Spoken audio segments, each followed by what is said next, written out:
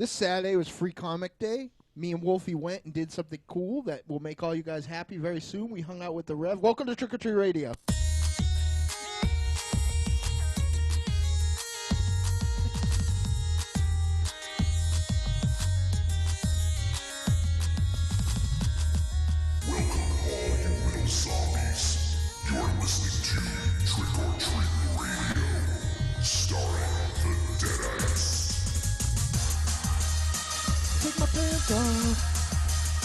Take my shoes off. Show my butthole.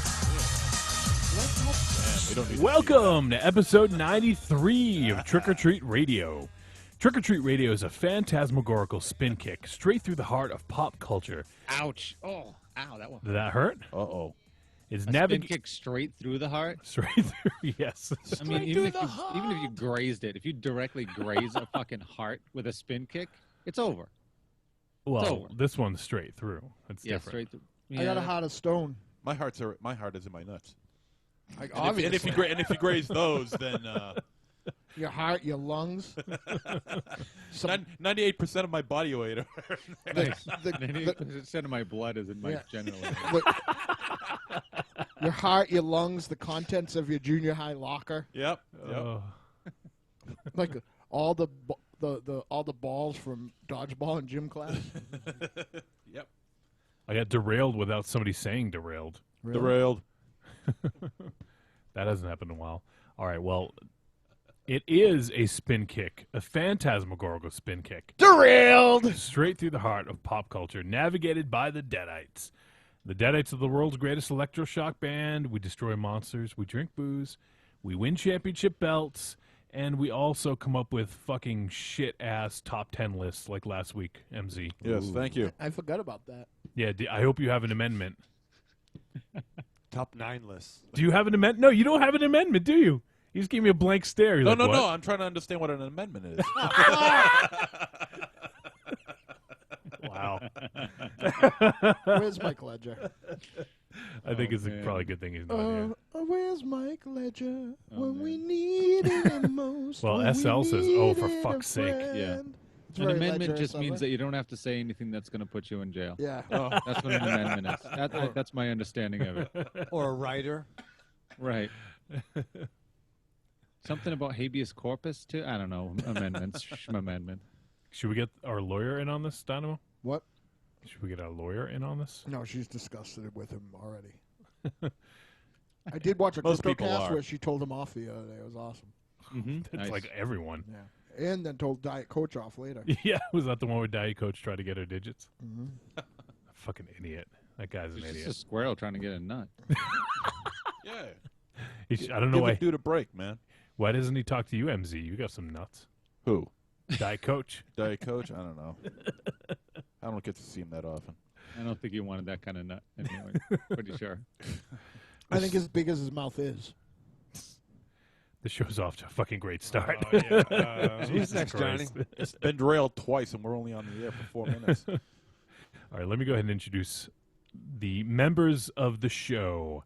I'm Johnny. Speaking of members. Yes. Waka waka. I'm Johnny Wolfenstein, the pencil pusher and producer of media for Trick or Treat Radio and the Deadites. We also have the immortal gunslinger, singer and lyricist for the Deadites, Dynamo Mars. Welcome to Trick or Treat Radio. Oh, there's a different pot. Yeah. Hey, everybody. Hey, what's up, Dynamo? How you doing? All right. I hope you had a good Free Comic Day. I was okay. I find mine to be underwhelming on the shopping side. I was with you.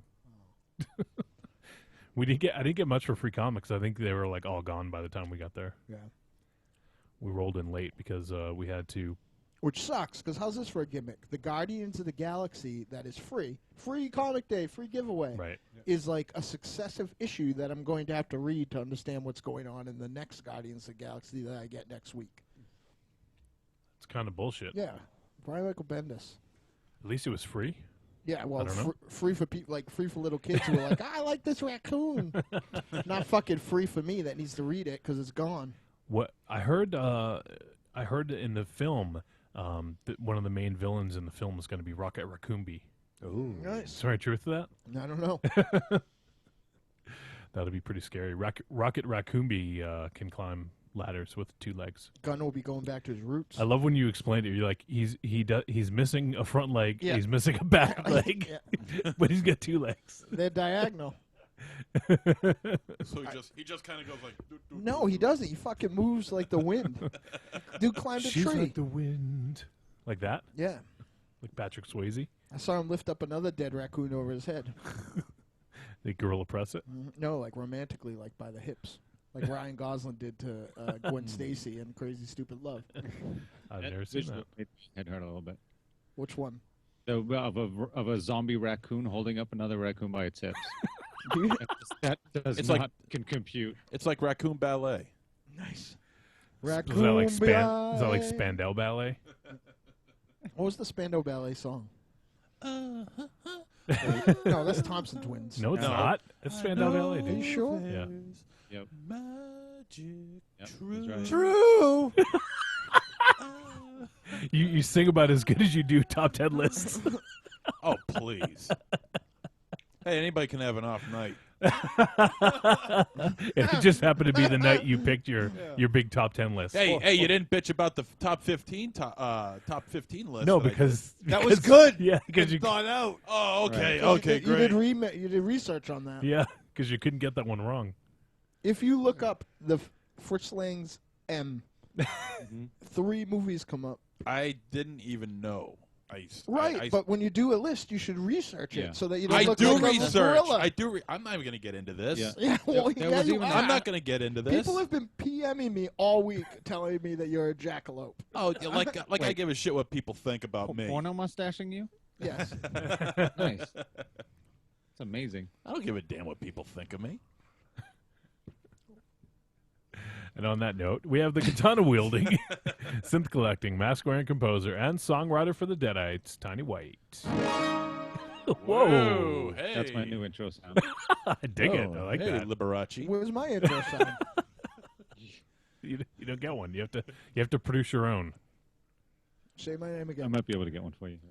All right. We also have Dynamo Mars. Is that a good one? No, Tiny's is way better. Tiny White. Oh, wait. Hold on. I was making a new sound for that. Sorry. Tiny White. How long do you think it takes to make a sound? Tiny White. No, it sucked. Yeah, it's better. Hey. That's close. It's like Vam Quartet intros. We also have the chain smoking, hand kissing, baby shaking, hot pocket loving, comic book reading nerd, and the official smoke machine for the Deadites, Michael Ravenshadow. That's right, everyone. Why don't we take our shoes off, light a campfire, grab your fleece, and enjoy the show? Is that what you're doing What? instead of Free Comic Day? Yeah. Yeah, why weren't you at the shop? That's like you're like home away from home. Yeah, you know. You weren't there. Rev was looking for you. I saw Rev was looking for you. He was in New Hampshire, and I was like, "Oh, you should come to the local Worcester area, which Yeah. is code for why don't you swing by Cherry Valley?" Yeah. But The guy that you've been trying to get in his jock, and then he comes to your comic book store that you go to all the time, and you're not there. Damn, dude. nothing wrong with a team up. Okay. Fucking little cock tease. You're nothing know- but a cock tease, Ravenshadow. Hey, Fritz Lang called. I don't think he did. He do it. Well, Do you know how old Frank Fritz Lang would be? today Yeah, today. It's his over birth- 21. it's his birthday. Who's next, John? All right. Well, we also have the vulgar guru of horror, the star of Morbid Vision Films. I think that's better than naming them, right? Is that okay? How about a member of Morbid Vision Film? Oh, we're gonna use member again. Which How- member? Well, I don't know. Have you been in anybody else's films though? Yeah. Just that these are the ones that's actually seen the light of day. One-time contributor for Horror Hound magazine, Monster. Fuck up top 10 list 0. Hello, and I just want to say happy birthday to Rogero Diodato. Oh. He turns 75 today. Wow. Did anybody research this? Like, is this accurate? It's his actual birthday I today. doubt it. I think he's passed away. No, he's still sticking around. That's horrible. And How yeah, it's old? his birthday. 75. No, that's not bad. Okay. He's 75 today. So happy birthday, Rogero. Does he have a crush on you too? No, but we've kept in contact with each other. Litchi, I'm not a cannibal, but No, there's no. parts I want to put in my mouth. Although, hey, he did work with Giovanni Lombardo Radice He did. Yeah, he did. in House on the Edge of the Park. So One of my favorites. great flick. One girl in there, so hot. Annie Bell, the one with the short short hair, hair. yeah. That's Annie Bell. That's Annie Bell, man. She's a She's a sexual dynamo. That's me. No, please. I'm the most sexual. All right, she's a sexual Ravenshadow. There you go.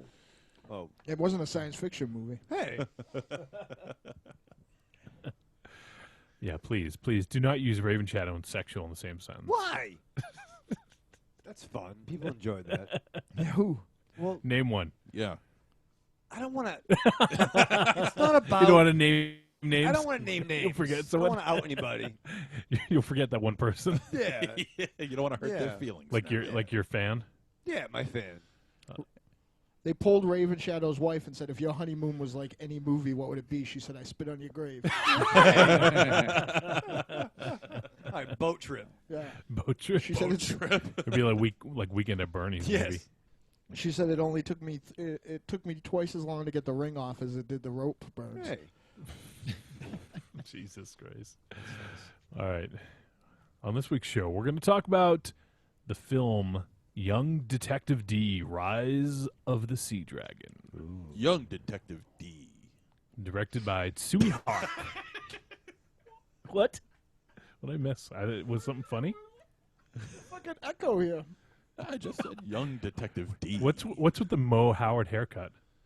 What Mo Howard haircut? You know what I'm talking about. Look at his hair. What? You basically have like, oh, I'm sorry. It's more like Shemp. Shemp.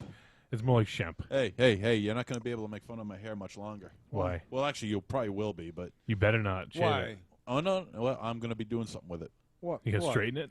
I'm not going to tell you. You'll just have to wait and see. I We'll just gotta- have to make fun when we see it. It'll be, you'll see it next, on the next show. Don't shave your head. Are you going to dye it pink and blue?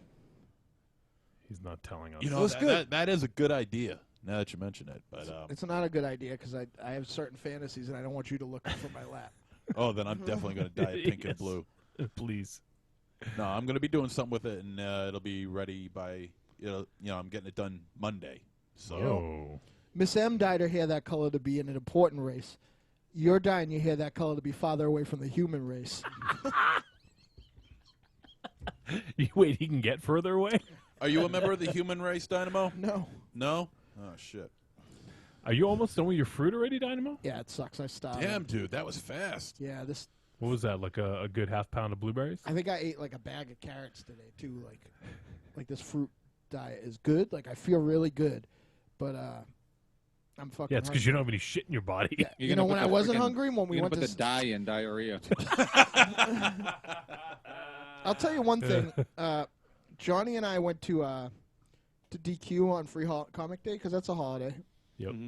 And Yeah, it was- holy fucking yeah. shit, that's some delicious hamburgers right there. Oh, Yeah, yeah. not bad. Yeah. I've still been thinking about. I've been thinking about those hamburgers since Those- that Yeah. day. Those cheese curds. Oh yeah, so good. Was And that good? what was the dessert we got? It was like a chocolate covered waffle bowl. If I was alone, Is that what that was? If I was alone, I would have made love to that first. And then the kind we got was what, like chocolate covered strawberry or something Yeah. like that? It was fucking ridiculous. It was so good. Sounds good. Yeah. Sounds good. Tiny, you sound weird now. What would you do? I got that to punish myself for not eating properly. Is that better? I'm allergic to Yeah. strawberries. I think you're okay. I rolled off at 100 hertz. That's what I did. Sounds like If you must know, I rolled off 100 hertz. is that like 1.21 gigawatts? It must be, apparently. Changes the fabric of the universe. So, like I said, we're going to discuss the film Young Detective Dee. I don't even know what we're doing after that. You know, I have no fucking clue. I have all sorts of fucking All right. stuff we can talk about. All sorts of stuff. We can catch up on the fib. We can maybe do a double tap. We can just Do whatever comes natural, Shoot Ravenshadow. the shit. Let's just fucking You know, vibe. Yeah, we can I've just vibe. But we turn a fan on. Yeah. You know? I've been reading Conan fucking novels like they're going out of style. We can Robert E. talk about Howard? that. Ooh. No, Robert Jordan actually wrote 3 out of 4 of the ones I've been fucking eaten alive. Oh, are they new ones? Like new, like before you were born, but not, Yes. not new before combustible engines. Right. All right. So, Ravenshadow. Yeah. Last week was a big hit Oh. when we talked about. Oh, what's that? The fuck? Grapes? Everybody has some grapes. Fucking grapes of wrath. Do they have seeds? I got a condition that seeds are bad for me. I see them, but I don't believe them. What the fuck is going on with this episode? I don't even know. Let's do it, fucking Johnny. Let's start over. Fucking do it. Let's start over. Let's go right into review. Mom. Treat. Treat. Wait, what? What? You know what's funny? And it makes me incredulous about the whole fabric of this show. Every once in a while, Johnny's so busy, he will be finishing the movie when we get to the crypt. And usually, MonsterZero and Michael Ravenshadow will see things, Yeah. and I feel like their Like for the reaction is first the time. first time that they saw them. You said something. You were like, "Oh my god, what the hell?" Yeah. And I was like, did you see the movie? Yeah. No, because I wanted to enjoy it with you. Okay. Because we haven't watched a movie together since Grabbers. Was it It Grabbers? was Grabbers. Okay, yeah, I think Yeah. you're right. Yeah. Last time before that was Hearts of Atlantis. No, Raiders of Atlantis. Raiders of Atlantis. Hearts of Atlantis. Which one had Hannibal in it? That was we watched Untamed Heart with Christian Slater, Yeah. right? No. And versus fucking Tomei, that's a movie. Was it a baboon hut? Yeah, I think so. That was weird. Did it give him powers? Yeah, It just made him He ended mopey. up climbing up a building with her at the end. And planes attacked him. Yep. He died. Like, that was his power. Spoiler alert. Sorry. It's true. Uh-oh. Shit. Macaulay Culkin dies, kids. My girl, don't fucking watch it. Oh, yep. Bee stings, right? Yeah. Yep. There you go. Get a pen. EpiPen. We should have a freaking spoiler episode where for 3 hours we just spoil movies. And Kaiser Soze is Bruce Willis is dead. Right. Rosebud is a sled. You get to the end, the Statue of Liberty's there, and it's just Earth in the future. Yep. Exactly. Nicole Kidman is the ghost, not the family that's in the house. Oh shit! I didn't see that yet. I haven't either. I assume you mean the others? Is that? No. Yeah. Yeah. Yeah. That was No, it. he's talking about my girl. Well, I haven't seen it, so I don't know. Far and away. The others, yeah. That was it.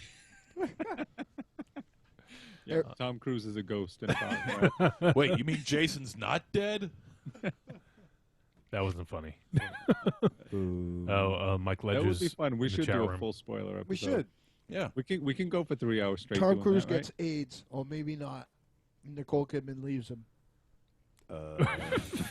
Or So maybe not. I've Maybe not seen not. Eyes Wide Shut. Is that what happened? I could tell you the whole plot of Eyes Wide Shut from the beginning to end, blow by blow, and you could still watch it and see it like the first time. That movie's awesome. I like it. Yeah. Anything I that haven't has seen that. Nicole- Is it worth watching? Yeah. Yeah. It's fucking Kubrick, man. Yeah. Speaking of wanting to do butt stuff, Nicole Kidman in that movie. She's, Wait, what does that to do with butt stuff? There was butt stuff in that? well, He wants to do butt stuff. Oh, okay, yeah. I think Tom might have hit her from behind. No, like Is he tall enough? not in real life. Wait, oh, you're talking about her. Oh, I thought you meant she give it to you. That's fine. She has small fingers though, so I'm not sure. Ledger says, I can't tell you how great it is to see you all. God, what has my life come to? Yeah, we missed you last We missed week. you, Ledger. Yeah, where the fuck Yeah. you been, Ledger? Where have you been? With your fucking Kurgan fucking artwork. What did Ledger think of the list last week? Yeah. I don't know. He probably doesn't listen to the episodes he's not here live for. Why would he listen? He hates us all. What the fuck else he's doing? How's the Angels doing? He's an old curmudgeon. Angels in the outfield? Yeah. This intro sucks. That kid's- This is the worst intro we've ever done. I'm still reading this. I'm still reading the summary to Eyes Wide Shut right now. Fidelio, Tiny Fidelio. That's a Sounds all password. Yep. Hi, Fidelio. No. So, Fidelio Castro. so Ravenshadow, Yes. tell me, did this happen to you this week when you were just driving down the road? you got the windows down. You got you flicking your butt out the window. Hairs, You got hairs little bit- flowing, little bit- yeah. sweats glistening all over your body. Oh, it was like a fucking juicy fruit. Hey, this What? A what? You wash off fruit to get ready, so you off the I apple. think you're a juicy fruit. this intro is not so bad that we have to repeat bits from last week, is it? Because if that's the case, just bring back the cave kids now. Throw the rope. No, we not coming. They came back. We not coming. That's Oh, not what wait, the we babysitter are said. coming. Oh. SL said yes. She loves the kids in the cave. Ledger says, actually, I was pissed because I wanted to hear that list. I just don't have enough friggin' time to listen to the podcast during the week. Spoiler alert, the #1 film was remade twice. Yes, I fucked up. Not that big a deal. It ain't gonna cripple you people. Well, didn't you fuck up earlier, too, with Deranged? No. You sure that's not a... Positive. All right. Positive. You didn't seem too sure when you No. talked about it. I knew what I was doing, but then I thought about it. I'm like, wait a second, maybe I'm wrong. And then I'm like, I thought about it some more. I'm like, no, I'm right about that one. So no, Deranged does belong on the list, All right. or is in that category anyway. I should say. I know how you feel. I was wrong once. There was a time that I thought I was wrong, but I was actually right. So I actually, based on your list, I went and acquired a film I haven't had a chance to watch it yet, but Yes. Dead and Buried I never saw before. When Oh, you it's- mentioned Oh, Dan yeah. O'Bannon, Yeah. so now I own it and we'll be watching it very shortly. Cause Very good. Yep. Very good. You'll enjoy that one, man. It's awesome. It's funny. Don't look at it too much because, like, before you watch it, because I was actually surprised of when it was made after, like, while I was watching it, because it has like a really solid 70s feel to it. Yeah, it came out in 81. 81, yeah. Yep.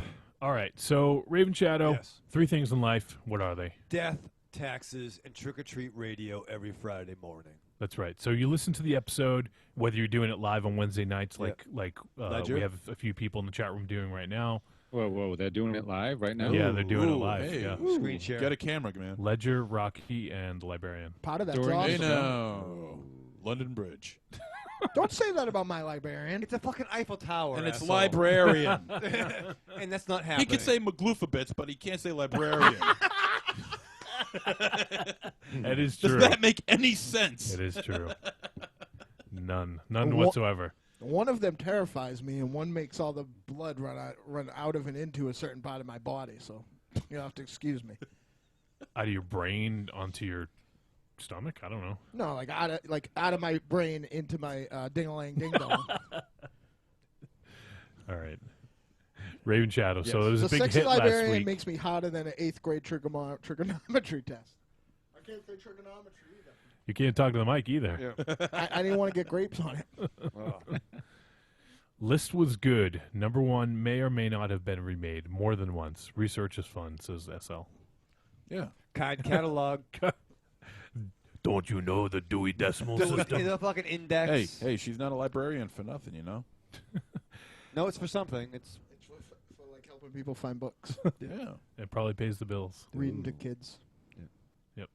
All right, we need to move on. We have to Yes. talk about this Yes. film. yeah. We gotta go. Being Young. chained to a pillar in the back of the Move with library, this. wearing a white gown. Funny you say that, Rocky. Rocky says, "Isn't there a GI Joe now you know about reading?" Funny you say that because we got a series of PSAs. Is there one?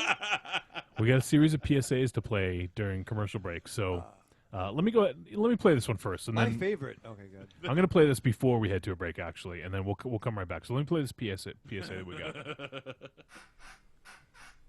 What's wrong, darling? Dynamo Mars was right. This scissor action is a lot of work for nothing. Keep cool! It's Senior Isaac. Forget the Caesar action and go straight to oral. First, bury your face between our legs. Then, spend some time working over her labia majora and minora with your mouth. After that, try writing the alphabet on her clitoris with the tip of your tongue. Now we know. And knowing is half the battle. What the fuck? Wow. Is that good? Is that Is that good advice, guys? Oh, the alphabet fucking works. I would say, yeah. I've done that. I've also done like Ravenshadow. What?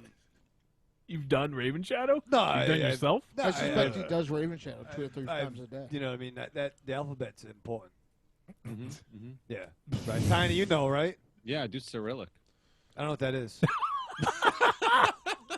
You do what? That's the I do monsters like, from the I Dark do like Crystal. Aramaean. What?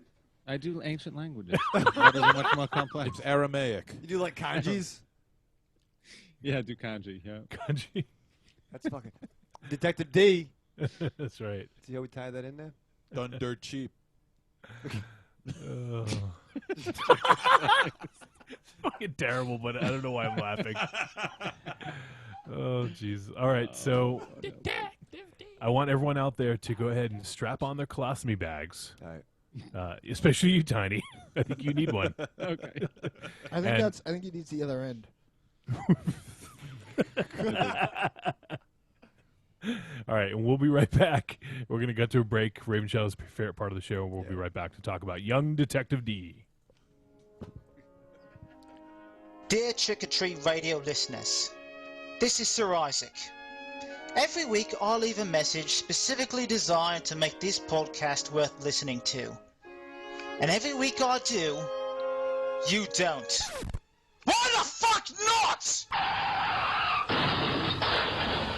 Mercy Roulette, Tom C and I can't do all the heavy lifting around here, so I've decided you're all gonna start leaving messages too. Especially you, Renee. Here's how it works. Step 1. Go to trickortreatradio.com. Step 2. Click on the microphone icon on the right. Step 3. Hit record and leave a message. Tell them what you think of the podcast. Recommend a movie to review or a comic to read. I don't care what you say, just as long as you do it like your life depends on it. And it does, Mike. It does. So what are you waiting for? Go to trickortreatradio.com and leave a message. Tell them Sir Isaac sent you. Do it today. And remember, Bobby, sooner or later, you have to fall asleep.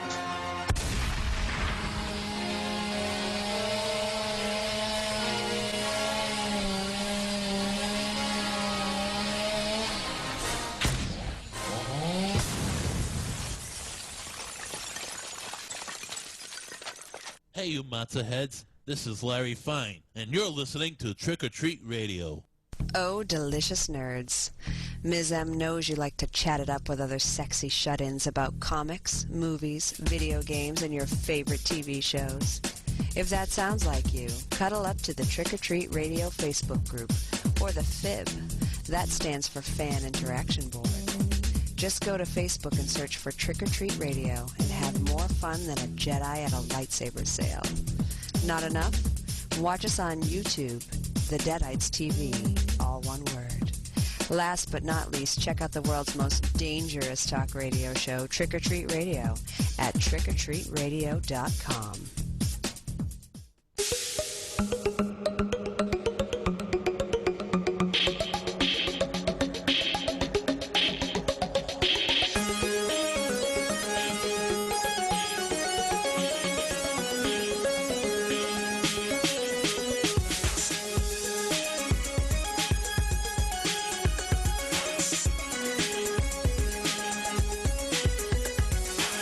Oh, yeah.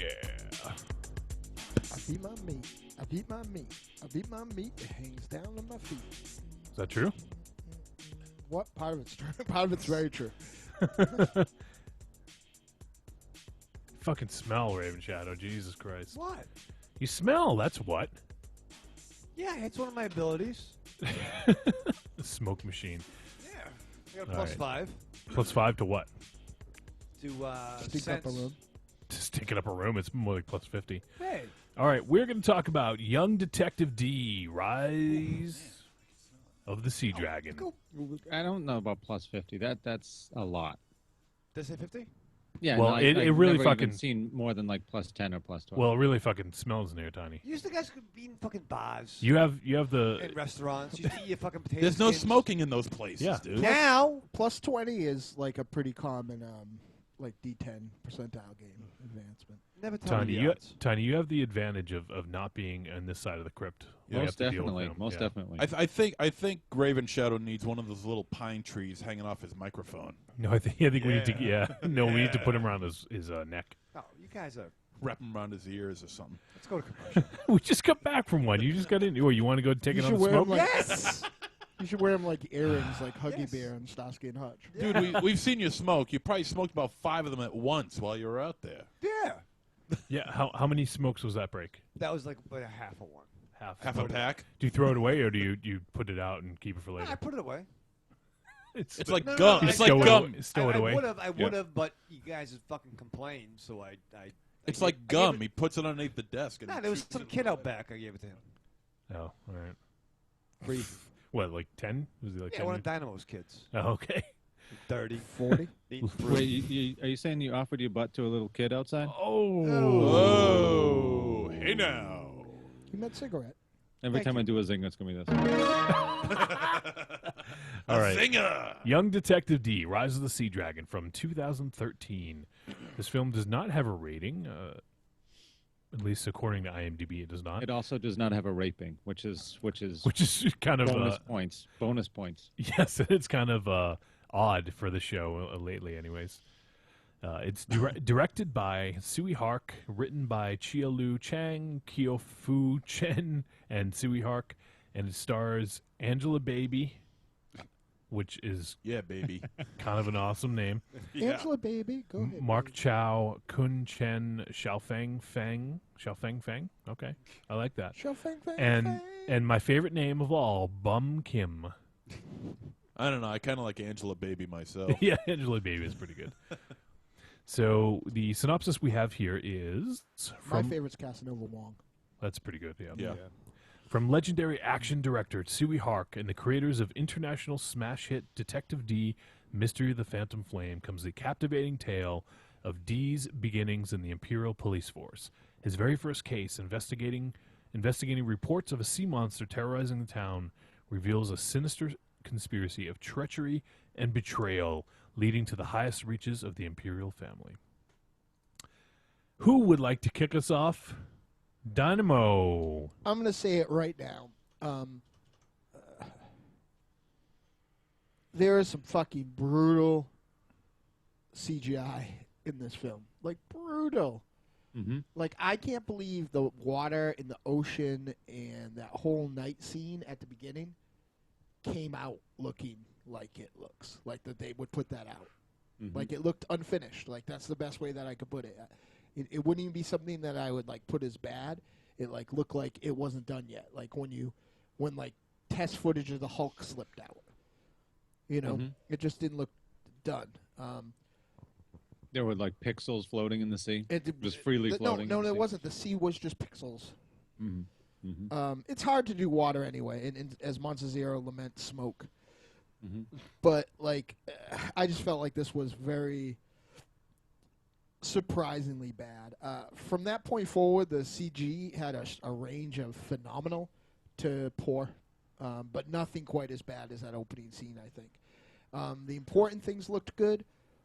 I think the things that piss me off is that there are some kind of gags that are, like, kind of synonymous with, like, kung fu films and wushu films, and they hit a lot of those spots in this movie, but instead of using just wire work and real props, and they use a lot of CG, like, you know, so a scene where somebody throws a basket in the air and somebody kicks it, as opposed to, like, a real basket, which they've been doing in Shaw Brothers movies since the 60s.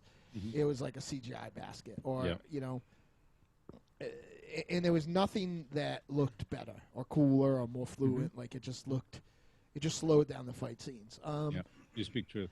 There was some fucking phenomenally cool ideas in this and set pieces, but I think a lot of times the CG brought it down, and it was inconsistent. There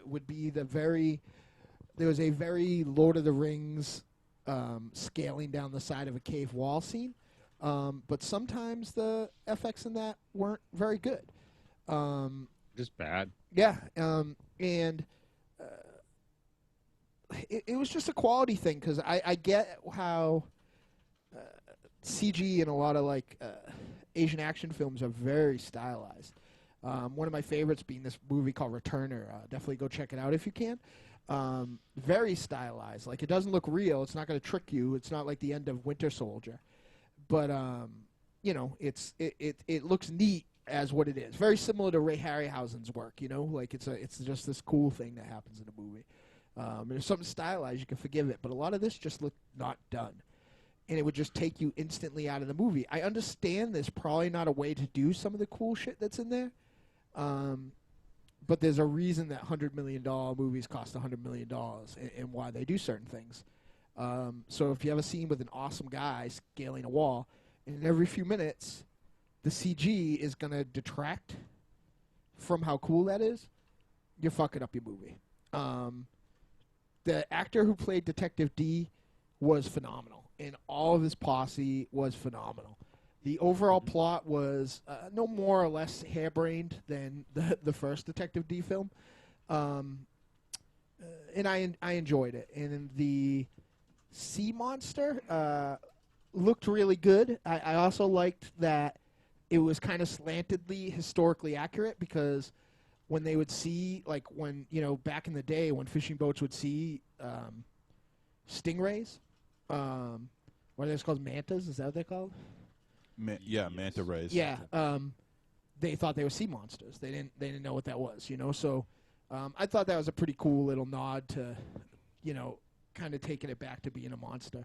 And I was very happy that the sea monster that is bringing down ships at the beginning of the film wasn't like I was telling Wolfie when I got here, I was waiting all the way till we saw the sea monster for it to be some sort of Scooby-Doo like submarine plot, you know, because it's just kind of the type of thing it was.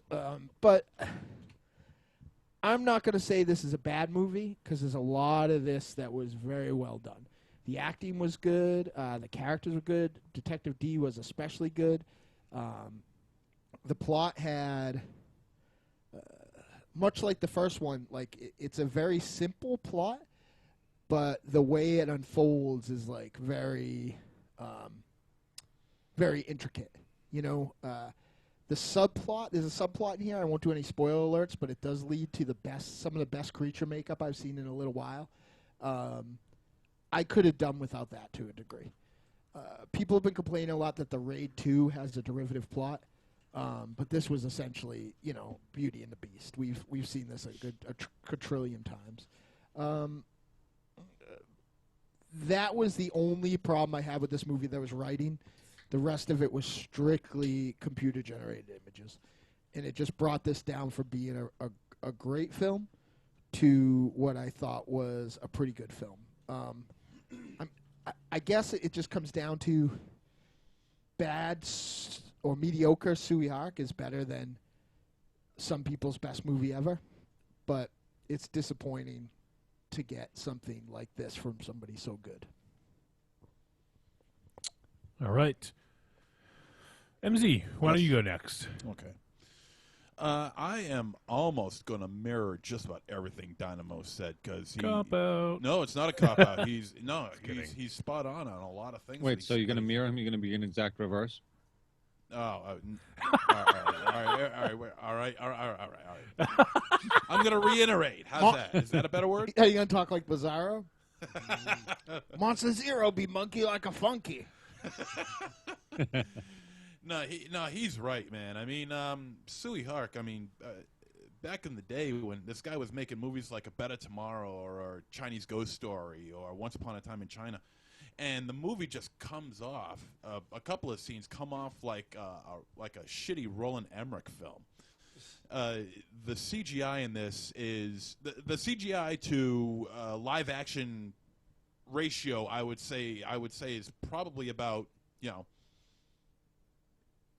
I would say maybe around 85 to 87% CGI to maybe 13 to 15% live action. It was just an absolute, and the CGI that's on there is really shitty too. It's not good. By the way, let me just correct you real quick, because I thought you were wrong. Ronnie, you made Brad White here, right? Is that what you said? No, you said Better Tomorrow, which John, Yeah. which No, he John was Woo, wrong yeah. because John Woo made. No, Yeah. he did make Better Tomorrow 3, I think. I think Tsui Hark made the third one. Yeah, Mhm. Better Okay. Tomorrow 3. Okay. But And- the other one you mentioned, he didn't make. I can't Okay. remember which one you meant. Chinese Ghost Chinese Story? Ghost Story? I think that was Ronnie Ronnie Yu, Wu- yeah. Yu. Or Once Upon a Time in China? That was Tsui that was Hark. Tsui Yeah. Hark. Yep. Okay.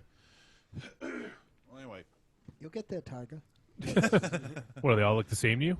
You're thinking about Once Upon a Time in China and America? He was a producer on that. Oh, no. That's interesting. He did a TV series called Once Upon a Time in China. Oh, no What the kidding. hell? Yeah, actually, this is all over his filmography. I don't know what he was producer on a bunch of them. Anyway. Anyway. He did do Knockoff, which is Oh, fucking shit. awesome. That's the movie. Yeah. The fucking Yeah. shit. Yeah. Yeah. Holy shit, you're excited. I watched that with our buddy JT. It was pretty JT? sweet. Who's yeah. JT? You know, Who's JT? Joseph Thoreau. Oh, well, why'd you say that? Well, because I'm trying to, make a little character pop. Yeah, Tsui Hark did direct Once Upon a Time in China. Yes. Rob Schneider. All right, go And- MZ. Okay. We're all And- paranoid because nobody wants to be the next one to fuck up. I don't mind if I fuck up. Obviously. My life is a fuck up. Yeah, 93 fucking episodes. I think my conceivement was a fuck up. Oh, Jesus Christ, really? No, That explains a lot. That was a mistake from day one. I wasn't sure of it, but I asked your mom, and she's like, "No, come in me." Oh, you mean you're my dad? Oh, No. shit. Where's the gun? That's not good. Someone kill me That's now. what your mom said. Oh, Jesus. That was horrible. Trick. And, and you know, I mean, the CGI just really weighed down the story, and man, I had a whole thing planned out in my head, and now I can't even think of it. Trick! I had a whole thing planned out in your mom's head, but instead we made you. Don't say that. Yeah, don't say that. I just. I'm sorry. That's mean. I'm sorry. What, did you say something about my mom? Yeah, it's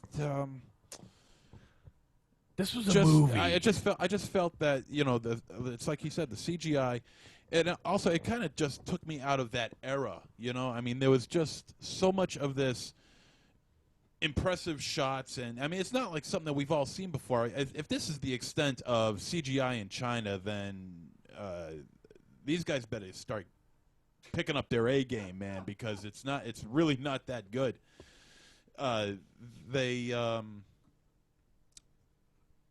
It just oh man, I had a whole thing fucking planned, and you had to open your mouth.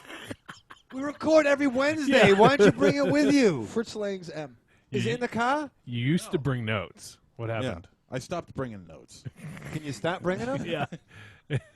Want to read my notes? No, I don't. No, I'll write some slash notes. I'm good. No, man, Wait, it just. Thank you, Rocky.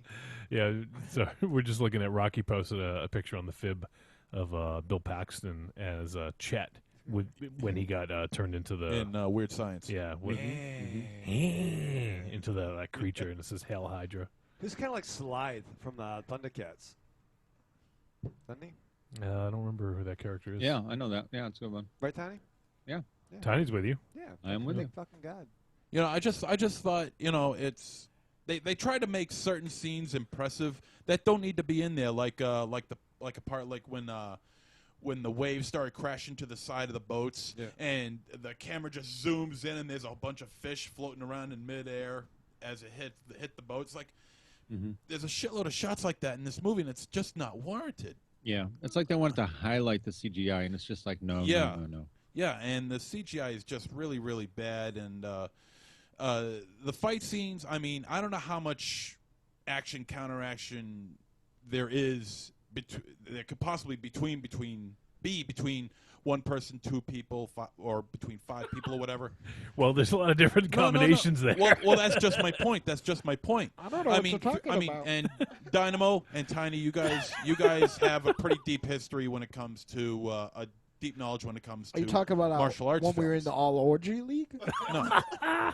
And I mean, there's only just so many. Yeah, you There's- can't. One person cannot accommodate more than 4 people at a time. Not with any real faculty. Though I am proud to say, 400 orgies, Tiny and I never bumped nuts once. That's true. Not one time. Ledger says this is great stuff. No, really, great stuff. Top notch, great stuff. MonsterZero.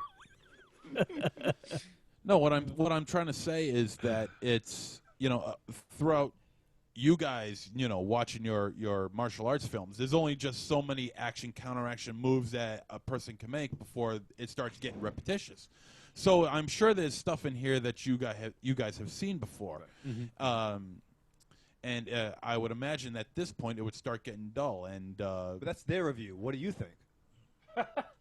I really wasn't all that impressed with it because I'm sure. I mean, how many times can you see somebody dodge a blade, or how many times can you see somebody missing a punch or connecting with a kick or whatever? I mean, it doesn't advance anything. It just prolongs the story. I mean, I think a lot of the. I think not to step out of turn, but I think a lot of the action in this movie, in classic Tsui Hark fashion, who has a background in martial arts action movies, told a bit of the story about who that character was, especially when the tougher guys were fighting against each other. They really they got no leverage at all against each other because they were both so good.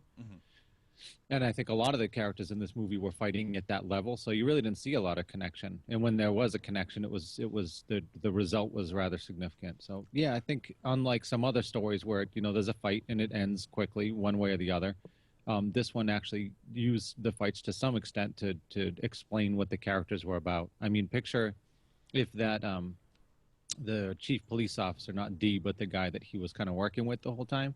Picture if he didn't have his fights and show off his whatever prowess, how this would come across. It would be a totally different movie. So if you think about it, a lot of the character development was actually in those fights. Okay.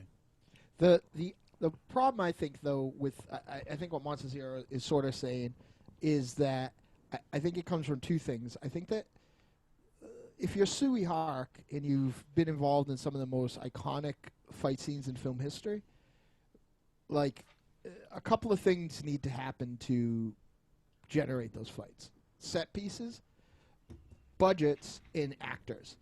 And other than that police captain, and you'll have to excuse us here, not only are these names like unpronounceable to a Boston Caucasian, they're also, a lot of them aren't like on IMDb, the names aren't with the characters; it's just the actors' names. Sure. Yeah, that's a good point. I think that they weren't. It just wasn't here. He didn't have it. It looked like any of those elements to make it go, but he still was expected to produce what people think they're going to get from a Tsui Hark film. A good example of that is the fight before they jump in the hole. Seemed to me like the fight from the end of Dead Lanterns, but without any heart. Human Lanterns. Human Lanterns, sorry, yeah. Without any heart at all, complete with like a whole escape. Like I felt like that was definitely inspired by that, but like, special effects, choreography, and setup, this was completely a vacuous fight scene. Like there was just nothing there to really latch on to.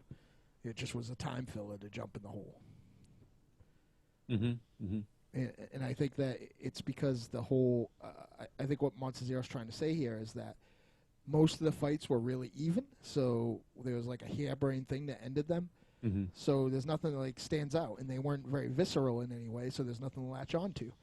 And then the CGI environment made it double damning because it just looked phony half the time. Is that where you're going, buddy? Pretty much, yeah. I got you, man. I got you. Yeah, and I mean, the acting is pretty good.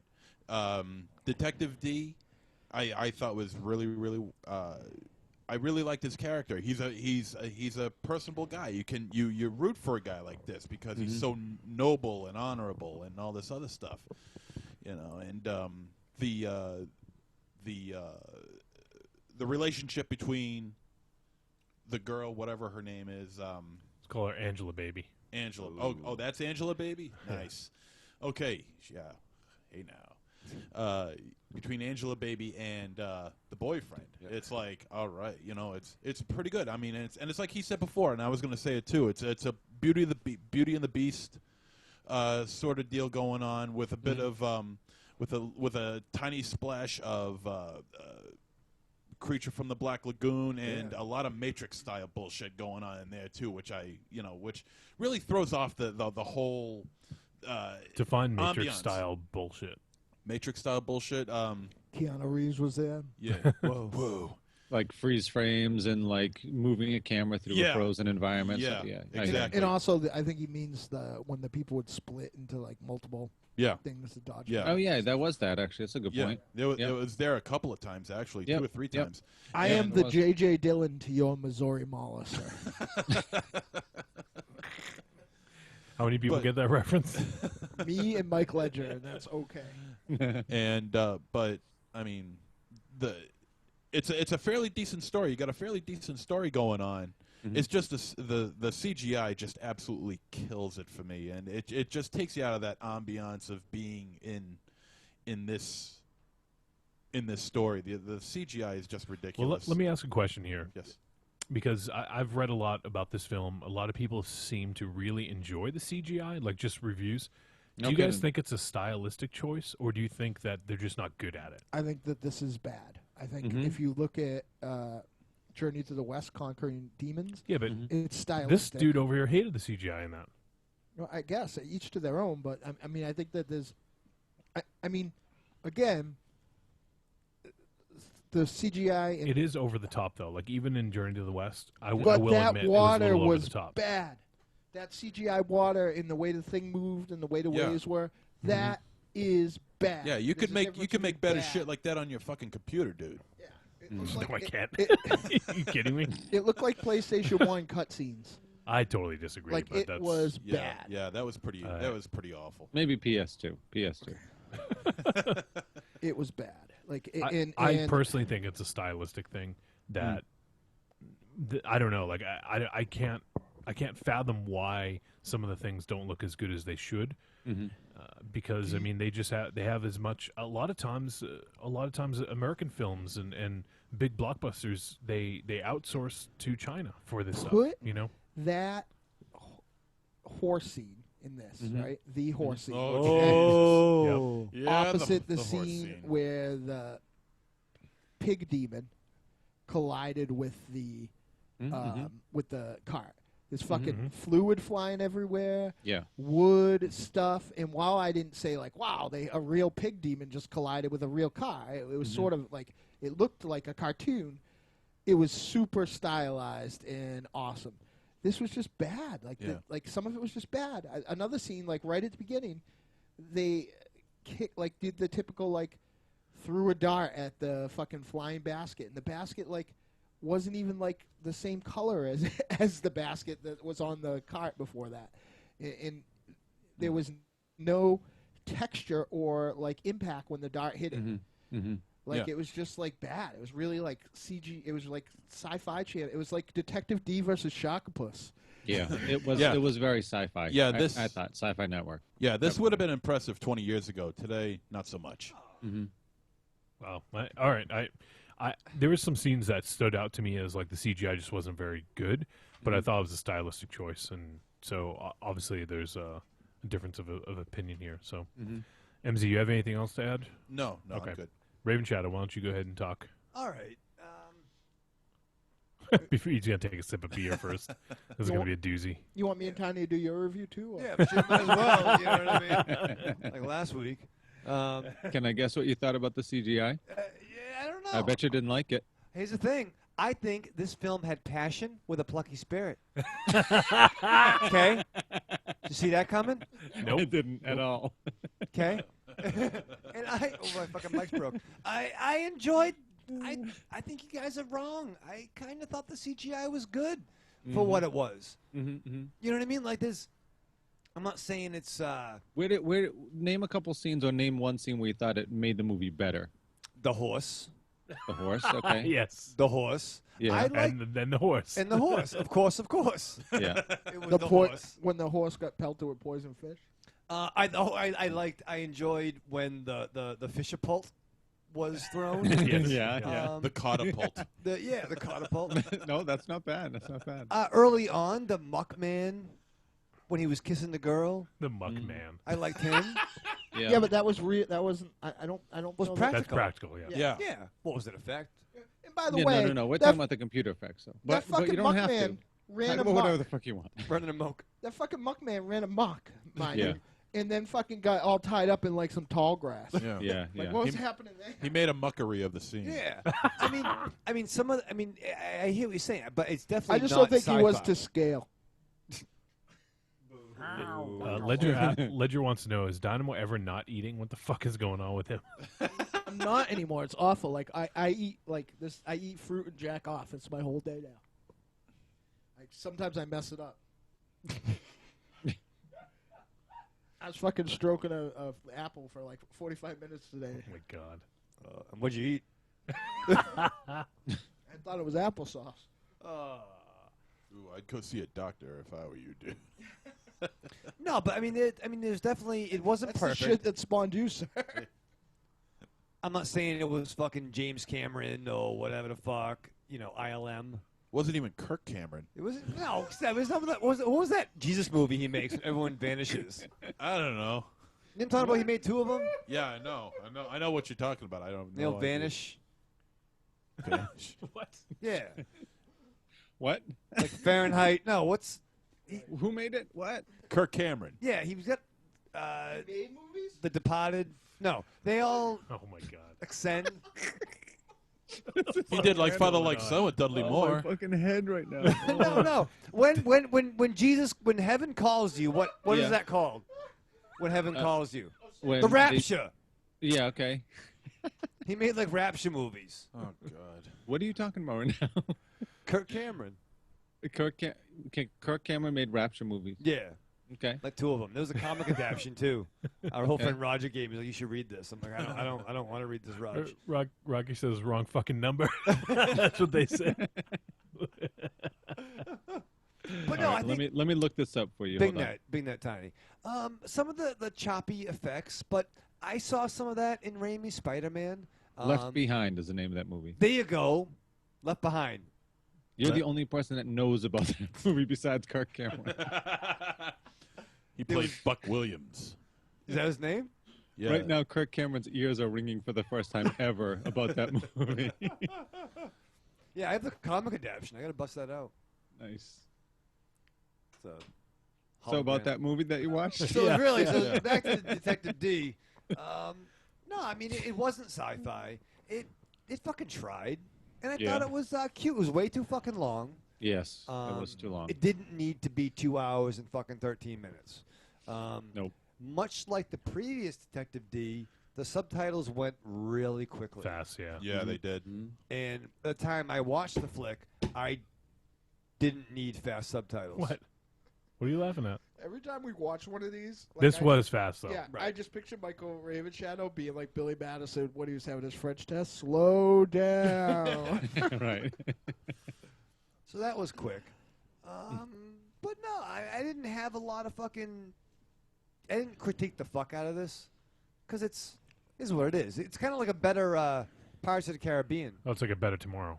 No, That's what It's you a said. better Pirates of the Caribbean. 2, 2, yeah, okay. not the first one. Okay. Not Black Pearl, the other one where there was more swash and less buckle. Yep. Blueberry Yeah. buckle? Dynamo loves blueberry. That's what I think. I fucking do. I'm going to go get some of that tomorrow. That's fruit, right? You're a fruit. Who's next? Who's next? Sean? You are Tiny. You are next. All right, let me talk about this movie. Let me Please. actually try to be sensible and cohesive. Lots of You're luck the to you, man. Lots of luck. I wasn't Yes. sensible? No, you are. All right, so the plot of this movie made some sense a little bit. I'm not exactly sure how they were training that sea monster just by giving it fish because they weren't actually issuing commands at any point.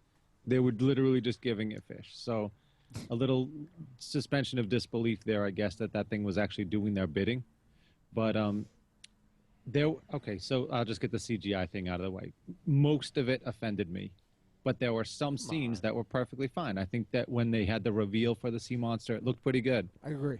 When it was going through the air, and then when I agree. You know, honestly, I think some of this, and it may be by design, it may not be. I would like to give Tsui Hark the benefit of the doubt. I think some of the wire work, and maybe even some of the CGI, although I think he would have less of a hand in this, was meant to be tongue-in-cheek. I think some of the wire work got so crazy with them, like changing position in the air and stuff. It was almost a lark. You know what I mean? It was almost a little poke at that wire work sort of martial arts gimmick stuff. But I'm not sure. And if he didn't mean it as an over-the-top sort of joke on that genre, then I find that offensive too. Here's my question, I guess. Not maybe a retort, but what else in this film did you feel was farcical? I don't know. I think he pushed that envelope a little bit with quite a bit of this stuff. I mean, you kind of have to ask yourself whether this was meant to be a true like epic where the characters were sort of supposed to be almost mythical. You know what I mean? Like the same sort of level of expertise as something like Crouching Tiger, Hidden Dragon or something, where the characters were supposed to be godlike almost, you know, in their abilities and what they ascended to. Or if it was just supposed to be fun. And I think for the most part, a lot of it came across as just fun. The first one had a pretty straight-faced deer fight scene. Oh, shit. Yeah, I didn't see that one, but that sounds like it was meant to be funny too. You don't think so? No, I think that they were trying to make the deer be badass. It wasn't even a deer, was it? The deer talked. The stag talked. What animal was fighting? Oh. Fucking throwing jabs. Okay. I can't remember, but... Yeah. It was a mammal? No, yeah. no, it was a deer. Yeah. it was a deer. I remember it now. Deer. It was a deer. Yeah. So, I mean, maybe that's just kind of his dear. sense of humor. But, yeah, some of it was just lame. But I think that, like I said earlier with MZ's review, I think a lot of the fight scenes were the way that they were to elaborate on the characters, to develop the characters and explain who they were and what they were able to do and things like that. I like the Dee character quite a bit. I didn't see that first movie. What would be the second movie, I guess, in this run. This is clearly a prequel. But I really liked that he sort of had his shit completely under control. I like those movies where they're not afraid to let the character be almost supernatural, you know? What are you hanging about? I get it. I get it now. What's that? This was a prequel. No, CGI wasn't that good when this movie happened. That's it. Yeah. Okay. I thought you were pulling a See, fucking they were MonsterZero. They're trying to screw do you, like pal. equivocal special effects to how Nice. far in the past it was. I get It it. cuts to that like makes eight, sense. it cuts to like 8-bit like Pitfall. Go get him, Detective Dee. It cuts to kung fu. It eats the fish. I Waka, like waka, that. I waka, would have waka, preferred waka. that. There's a movie there actually somewhere. Definitely, there's a movie there. But yeah, I think that the plot was cohesive if you paid attention. You know, it was, to me, it was just too. The whole thing was too farcical to take everything seriously from beginning to end. I think there was a lot of very deliberate comedy, and it was funny. You know, a lot of his interactions with people, and I liked that. I liked the detective aspect of this movie too, where he kind of like had all the angles worked out. I enjoyed that quite a bit. That said, I think that there was enough that was annoying about this movie that it's not the best movie that we've seen in a while. You know, there was plenty to hold it back, but I don't know. It was just a little shit, and we've been talking about it the whole time. It's just like there's no need, you know, when you have a wire rig set up already and somebody's using it. There's no need to cut that person into a CGI character jumping around, you know, from, you know, stick to stick somewhere. You know, it just looks dumb. And again, I agree with everybody. I think it detracts from the flow of the movie. It's just like, what the fuck? Like, you were doing fine, and now you're cutting to something completely unnecessary. And instead of being like one step better, like I understand, like you use CGI to make a gigantic sea monster because that's hard to do as a practical effect and make it believable, unless you're Harryhausen, you know, or unless you had the suspension of disbelief to believe a Harryhausen monster. But just take a person and do what you could do with them anyway with CGI, I don't understand it. I just don't get it, and I don't like it. With the ship stuff, when they were jumping from mast to mast, the movements just aren't natural. And if you can't nail it, just don't do it. Right. Just don't do it. Right. But then there was the other stuff like the horse scene and the vaulting scene and a bunch of that stuff where it's just like, yeah, do it. Totally do it. Because I'll go with you on that. It looks ridiculous, but the type of ridiculous that it is totally cool in the flow of the movie. So I think there were a lot of missteps. I think this was too long by about a half hour, maybe even more. I think that the development was a little slower than it needed to be with a couple of the characters, the creature from the Black Lagoon especially. But I don't know. All in all, not a terrible movie. It was a fun watch, just a little arduous in the length. It just got a little long in the tooth, is all. Towards the hour and 45 probably mark. Yeah, I'm gonna agree with you there. Like, hour 45 was like I was thinking like, okay, this movie should be over now, Mm-hmm, mm-hmm. And yeah, some of the scenes were really cool, but I think that they could have been cut down. Like there was the one you were talking about earlier, Dynamo, on the cliff face, or when that scene could have been at least 5 minutes shorter. I agree. And when they cut it was fucking. I can't say why it was fucking bullshit, but like, all right, cool, we're getting a good henchman battle. Mm-hmm. Yeah. But we're running out of time, so the henchman's actually going to be the boss in disguise. It kind of, what it kind of had the feel of? It kind of had the feel of the Dragon's Lair video game, where it's like like they were in the thing and you see a scene, and then the guy's like rope gets cut and he falls, and it's just like, okay, you fucked up that time, try again, and then it cuts back to like the same exact scene, and finally they do the right thing and the scene moves on to the next. It just felt really, really dry and fucking boring to me. That scene in particular. Yeah, oh yeah, nice. Dragon's Lair reference last week. Nice. As soon as the movie started, there's no doubt about it. Though it was a gorgeous film for the most part. Like I would say, Tsui Hark. Obviously, we're big fans of his work for the most part, and I think it's clear that he's a masterful director. He's one of those guys. He knows how to make a great looking film. There's no doubt about that. Regardless of the CGI decisions that were made. It's a friggin' gorgeous movie. The lighting, everything is perfect, and that's just really good to see. Like I love indie films. We review a lot of indie films, but it's really good to just see. Did we review one last week, or was that 2 weeks ago? I can't remember what we did last week. Raiders of the Lost Ark. No, we didn't do that last week. 2 weeks ago. Yeah. Yeah, that was an indie film, right? We did. We did Here Comes Indie. We did Here Comes the Here Devil. Comes the Devil. So yes, Tiny made funny jokes. Yeah, that was good, Tiny. I like Good it. one. You're a funny man, Tiny. But so it's cool to see these sort of peppered in through our films, to see some films like this. And one of the comments I made early on was the CGI was hit or miss. Like you guys have said, some of it I thought was great, and other times it just was like, okay, maybe you shouldn't have done that. And like which one? Like which CGI effect did you think sold you? What sold me?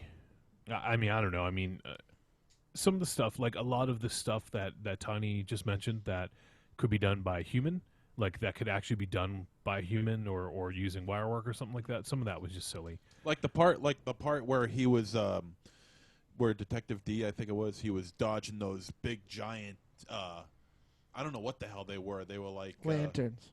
Is that what they were? Yeah, and that wasn't that wasn't Detective ones, Dee. That was Kanemoto there. Oh, okay, yeah. I mean, that could all be done. That should have been done with wire work. I mean, it just looks silly with CGI. It almost like a lot of this movie almost looked like it was shot for 3D. Do we know if this had a 3D release? Someone mentioned that. I thought it, because you know what's funny about it, Tiny? A lot of stuff in the like very carnival beginning. Yeah. Had a lot of weird perspective, like when the dragon kite like kind of buzzed into the frame and stuff like that. Like, yeah. Yeah. Once again, sort of when we talked about what was that film? I'm drawing General Yang. Some of the costume design was amazing. Yeah. Like locations, some of the sets, the lighting, the direction. This is just a gorgeous film. So Ronnie Yu and Tsui Hark are pretty much on the same level, and just such a gorgeous film. And so that some of the shortcomings can be made up for me anyways with that. Yeah. So it's just so sad though, because some of the scenes, just with them standing still, talking in a road or something, and everybody's got the the whole costume and everything on. They looked so good. They looked so good. They looked as good as any movie that you've seen. You know what I mean? Like better. And then they have to just go and take it to that other place. And it's just kind of sad. There was a 3D release of this movie, by the way. Okay. It was. The one in particular scene where the lighting was strong, I think it's when Detective Dee was taken prisoner at the beginning. They had this one, I don't know what it was, but they had this one like sort of idol or something, and light was sort of emanating from all sides of it, and it just looked gorgeous. That was just one of the things that stood out to me. I'm surprised nobody had said this, and maybe we talked about it for the other Detective Dee film we reviewed. It was so long ago, I don't remember. It was almost like 80 something episodes ago. But this is pretty much like the Hong Kong Sherlock, right? Yeah. I mean, like if you take, I guess, even Sherlock Holmes, the Robert Downey Jr. joint, Guy Ritchie, some of the stuff from that influenced this, and also even the Sherlock BBC show, I think. Yeah. With some of when Detective Dee sort of breaks down a scene, it's like boom, boom, boom. He goes through. And I thought that was awesome. Like, I love the way they did that at the very beginning when he goes to the. I forget what they refer to it as, but the police, the police house, whatever. And then he sees he sees sort of things unfolding, and he sees, I don't know, I saw some of that stuff was great. And when he befriended the doctor guy in the prison, I thought that was awesome. That reminded me of a lot of the other stuff. And then they didn't really do much of that else throughout the rest of the film. Every once in a while, I like how they gave him his due too. Like everybody was just like, Dee, why don't you explain it? Because you know the whole deal. Like they totally like understood like how good he was. Yeah, I think that was pretty cool. That was fun. Yeah, I think so. And like I think a couple of you guys have mentioned, but the acting I thought was great. I love the guy who played Detective Dee. Most of the acting in this was really strong. Also the practical effects. So talking about how the CGI was hit or miss, the practical effects were great. I thought. I don't know I don't know how to pronounce his name. Juan. It's probably not Juan, but Yuan, who was the spirit of the sea dragon, who had the parasites. He looked awesome. They did a really nice job with him, and I just would have liked to have seen a little bit more practical magic, if you will. Nicole Kidman. Yeah, exactly. Right back around to it. I thought the story was really well crafted, though, and I think it unfolded in a manner that kept you guessing, but still introducing new characters and new things. So aside from being a little long, I think the pacing of the story was good. Like they hit the right beats, but they just could have cut some of the scenes down a little bit. I thought the bees were really cool. Like that was a cool weapon. Like I don't know. Yeah. There was a lot of stuff in here that was clever. You know, it's just unfortunately got overshadowed by some of the other stuff where they wanted to expend CGI budget. That's all. And the score I thought was really well done. It totally fit. Like there's nothing stood out, nothing seemed off, and it just did exactly what it's supposed to do. And typically that's what a good score is supposed to do. You don't even really notice it. It just adds and accentuates everything you see on screen. Yeah. So that's pretty much it. I mean, overall, like I enjoyed watching this film. There was some cool stuff to it, but there's also some misses as well. So why don't we go ahead and let's do the verdict for this. Trick or treat, baby. I wonder if people would say you're a trick or a treat. Trick or treat, motherfucker. Trick or treat, motherfucker. Dynamo, why don't you go ahead and give your verdict? Tell the folks whether you think it was a trick or treat and any final thoughts. Listen, there's a fucking scene where a dude was riding his horse underwater and then came up and got pelted with a bunch of fish. That is a cinematic thing I thought I would never feast my deviant eyes on. But at least you feasted. I don't think that this movie aesthetically can carry General Yang's jock to the battlefield. But, I think this was an okay looking movie. I felt like a lot of the stuff that looked awesome was from the last movie, and they just used it again. Some of the cityscapes and stuff like that. Listen, folks, Netflix makes it so you don't lose very much by a movie that's only okay, that has like flourishes of cool. This definitely has flourishes of cool. I'm going to call it a treat, but if you're looking for how awesome the first one looked, you're going to be disappointed. All right, MZ.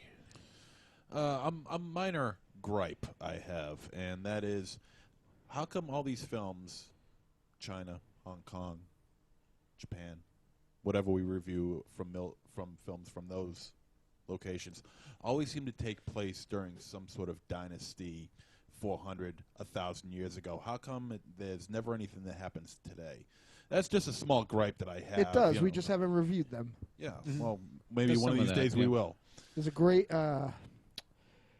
I'll figure it out. I'll look on my queue. It's on Netflix right now, but there's a great movie with Donnie Yen and Sammo Hung that's like kind of like a sort of story-wise similar to like a John Woo movie, but it's definitely like a martial arts film. I definitely want to check it out then. The Raid isn't set in modern time? It is. Yeah, The Raid is definitely now, but that's a different kind of martial arts movie. Old Boy? Mm-hmm. Old Boy is not a martial arts movie, so it does have... Nobody kicks anything in South that movie. Korean, too. No. Is it Special ID that you're thinking of? That Donnie Yen movie? No. It's newish. But, you know, I mean, you have here a fairly decent story with some really good performances here.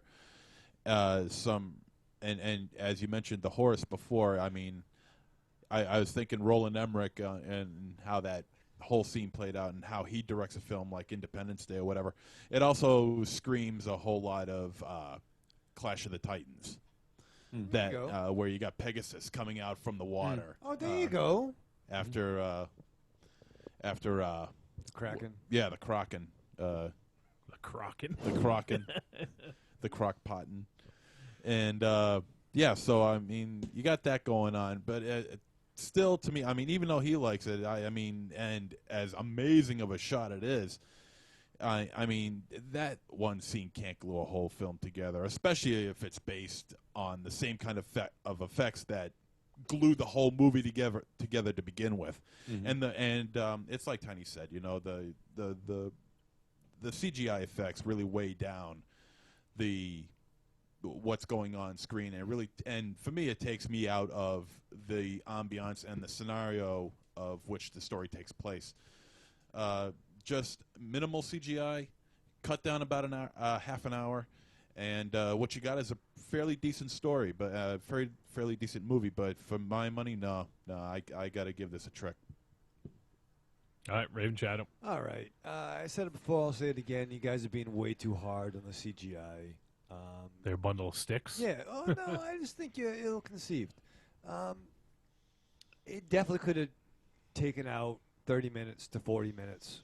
To this flick, but overall I thought I was going to have to suffer through this, but I was entertained for what it was. It's not perfect, but it's fun. I'm not saying it's the best.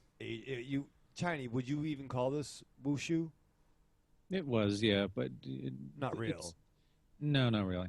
Modern day. I mean, it was a martial arts movie, but I mean, so was Crouching Tiger, Hidden Dragon. I mean, there's a bunch that don't fall into that classic Shaw Brothers format that I find enjoyable.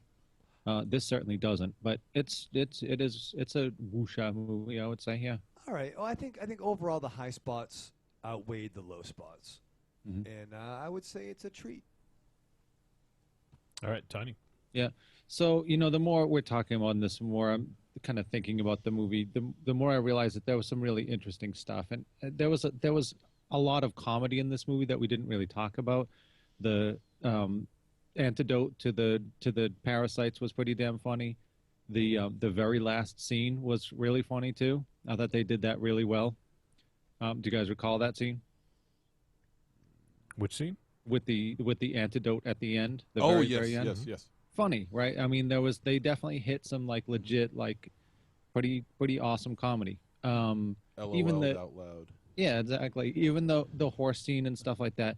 It's meant to be funny. It's not meant to be epic. It's meant to be silly and funny, And I think that's where the core of this movie is. It's supposed to be entertaining and funny. Unfortunately, they put it in the wrapper of an epic. You know what I mean? It's over 2 hours long, first and foremost, and the scale of it is rather large for a comedy, for a martial arts comedy, which is really what I think it is at the end of the day. But I still think it's probably worth checking out, especially on Netflix. I'm going to call it a treat. All right. I'm going to go ahead and say this is a treat as well. I had a lot of fun with this, despite, some of the shortcomings. It looks like this film was a big success over in China and was the #1 film for several weeks. And it looks like it has a budget, I don't know if this is translated to US dollars, but 150 million.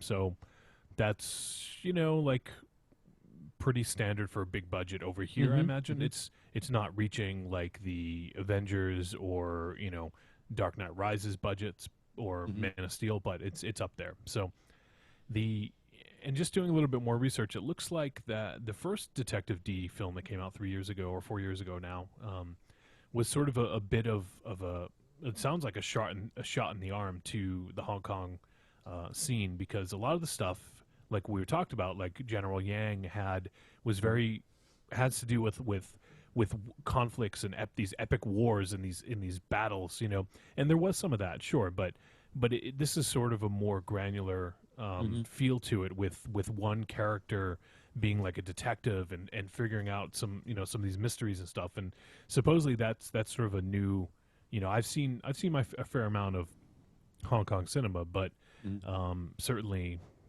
not not a ton. But so it seems like that was sort of gave sort of a bit of shot in the arm to the Hong Kong cinema, and also to Tsui Hark's career as well.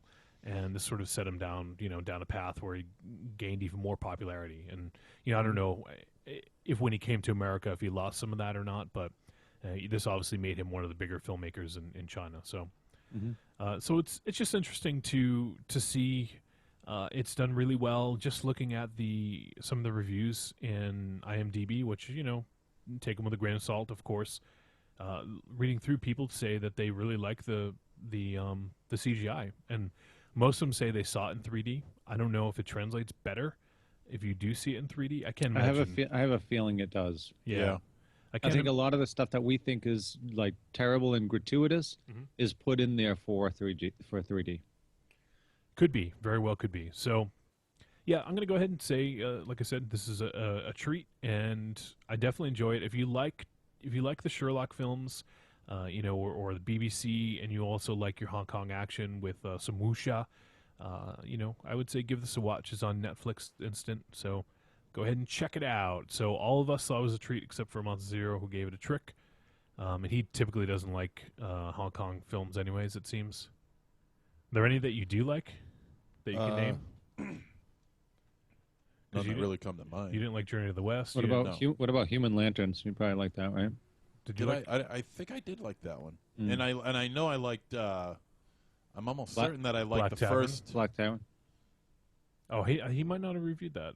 I don't think so. Yeah. No, he didn't. I think I did like the first Detective Dee movie that we reviewed. All right, that was a while ago. I can't remember. So, all right, well, that's going to do it for this review. We got a voicemail for our film next week. It just says really. Yeah, it says here's your review for next week. So, let's see what we're going to review for next week. Oh, shit. Hey guys, it's Ty West here. Oh. And well, I just got imprisoned. I'm in prison right now. This is my one call. So what I did was I sent a copy of The Sacrament to Johnny Wolfenstein. Oh shit. And I'm going to let you guys review it. I know he saw it already, but I want you guys all to watch it and review it. Check it out for next week, all right? Because I want you guys to see it. And, I'm in prison. I hate to get out of here. If you could, actually, could you call my lawyer? Because, crap, I used my one call on you guys. So, all right, I hope you guys enjoy The Sacrament. You're all a bunch of layabouts still. But I hope you enjoyed the movie. All right, guys, see ya. No. That didn't sound anything like Ty West. Well, he was in prison. I don't know. He was just trying to talk quietly. Yeah, it could be. I mean, I don't know. What does he sound like, Johnny? I don't know. It's a lot like. So, thank you, Ty West. We're going to watch The Sacrament. Sweet Georgia Brown. Look at that. So thank you, MonsterZero. He made it sound good, but actually I did a little research, and And this film is actually on demand. So, so thanks, Ty. I don't know anything about this movie. Don't. I am more excited. The other one? All right. Yeah. Are we doing that for anything else? The Captain America is slowly approaching the Goslin in my appreciation. Oh no. The Captain America? Well, the thing Dynamo's referring to, I'm not going to say the name, but the movie for the week after is also on there. So, and it may or may not feature Captain America. Wait, why would Ty West put that on the disc with? No, he sent me the file and I put it on a disc. Oh, I see. Yeah, I see. yeah. That was awful nice of him to send that. So, what's Ledger talking about? I have no idea. he's saying it doesn't sound like. Well, Ty West has been on the show before. We know what his voice sounds like. Robot Ty West. Whoa. Like that. I'm Ty West. Like that? Like that, yeah, more like that. That's his real voice. Who was that then? Hi, I'm I don't Ty know. West. Maybe it was a professional Ty West impersonator.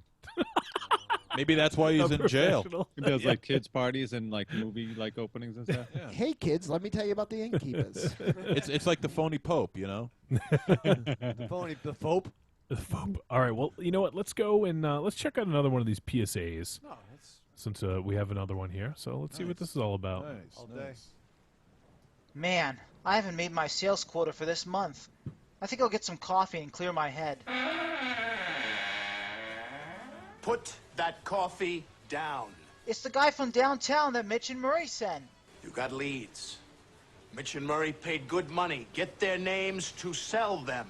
You can't close the leads you're given. You can't close shit. You are shit. Hit the bricks, pal, and beat it, because you are going out. Now I know. And knowing is half. Fuck you.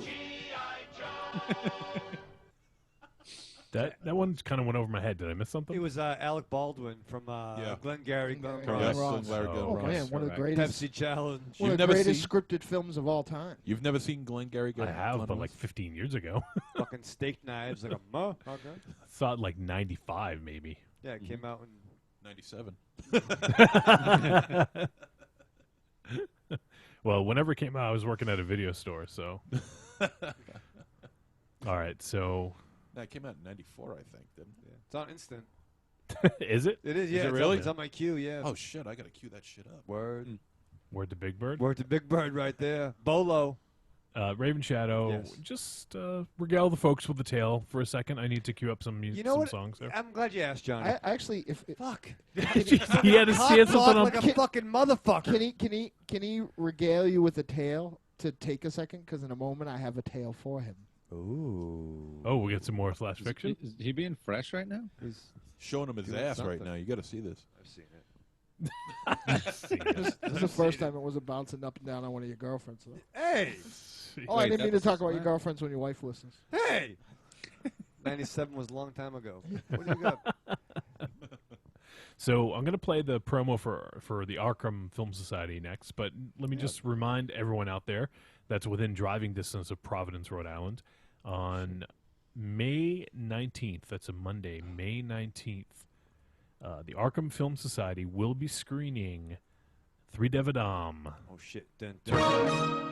Turkish Spider-Man. That's pretty hot. And it's going to be in 16 millimeter film. I don't remember the name of the location. I don't have it right in front of me, but I'll see if I can get that. But Josh is an awesome dude. They put on some cool stuff. So if you're in the area, you need to go check this out. This film needs to be seen to be believed, right, Ravenshadow? You have no fucking idea. Unless you listen to our episode. Which one was that, Johnny? Oh, jeez, you have to put me on the fucking spot, right? That was a while ago. Pencil pusher, producer of media. But sure. We talked about episode 48, all right? Episode Fuck 48. you. Wow. If that doesn't, get you excited. What will? Seeing it live Yes. at the theater to be named later. That's right, in Providence. But TBA. where Josh does his magic Yeah. trick. Yeah, that'll get you moist in the pants.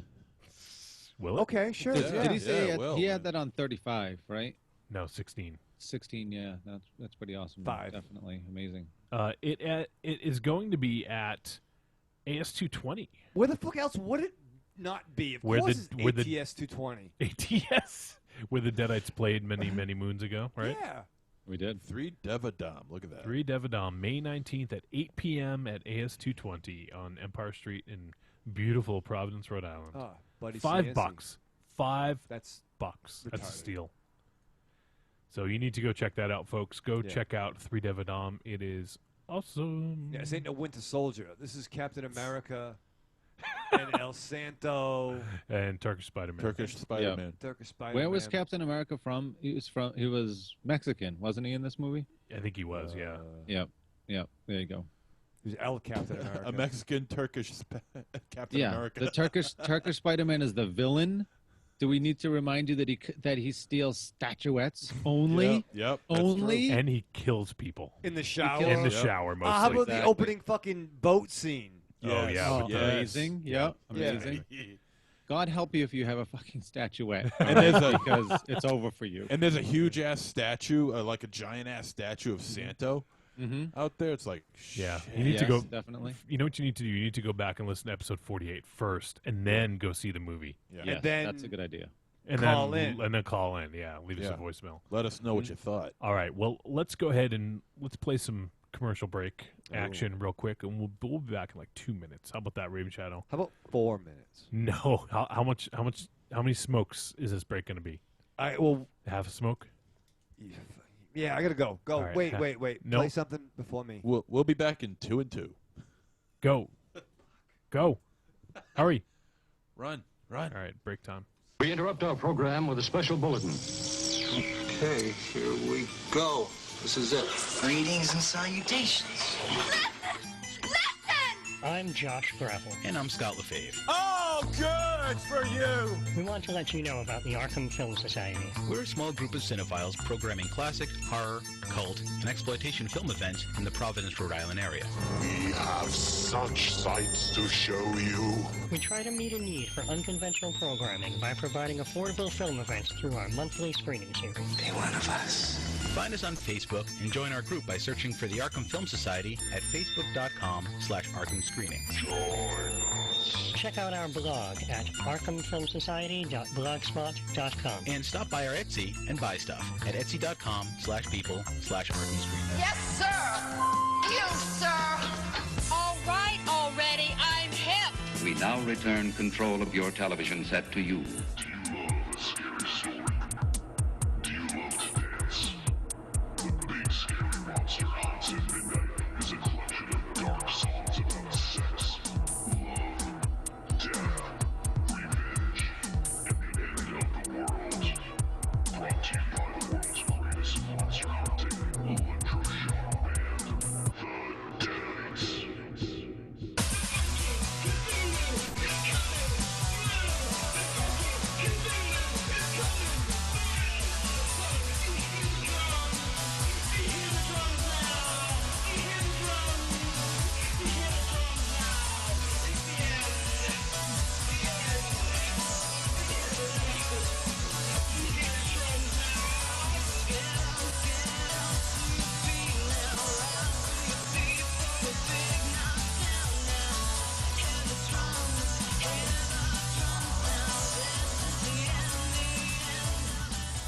Available on iTunes, Google Music, Amazon, CD Baby, and all other digital distribution sites.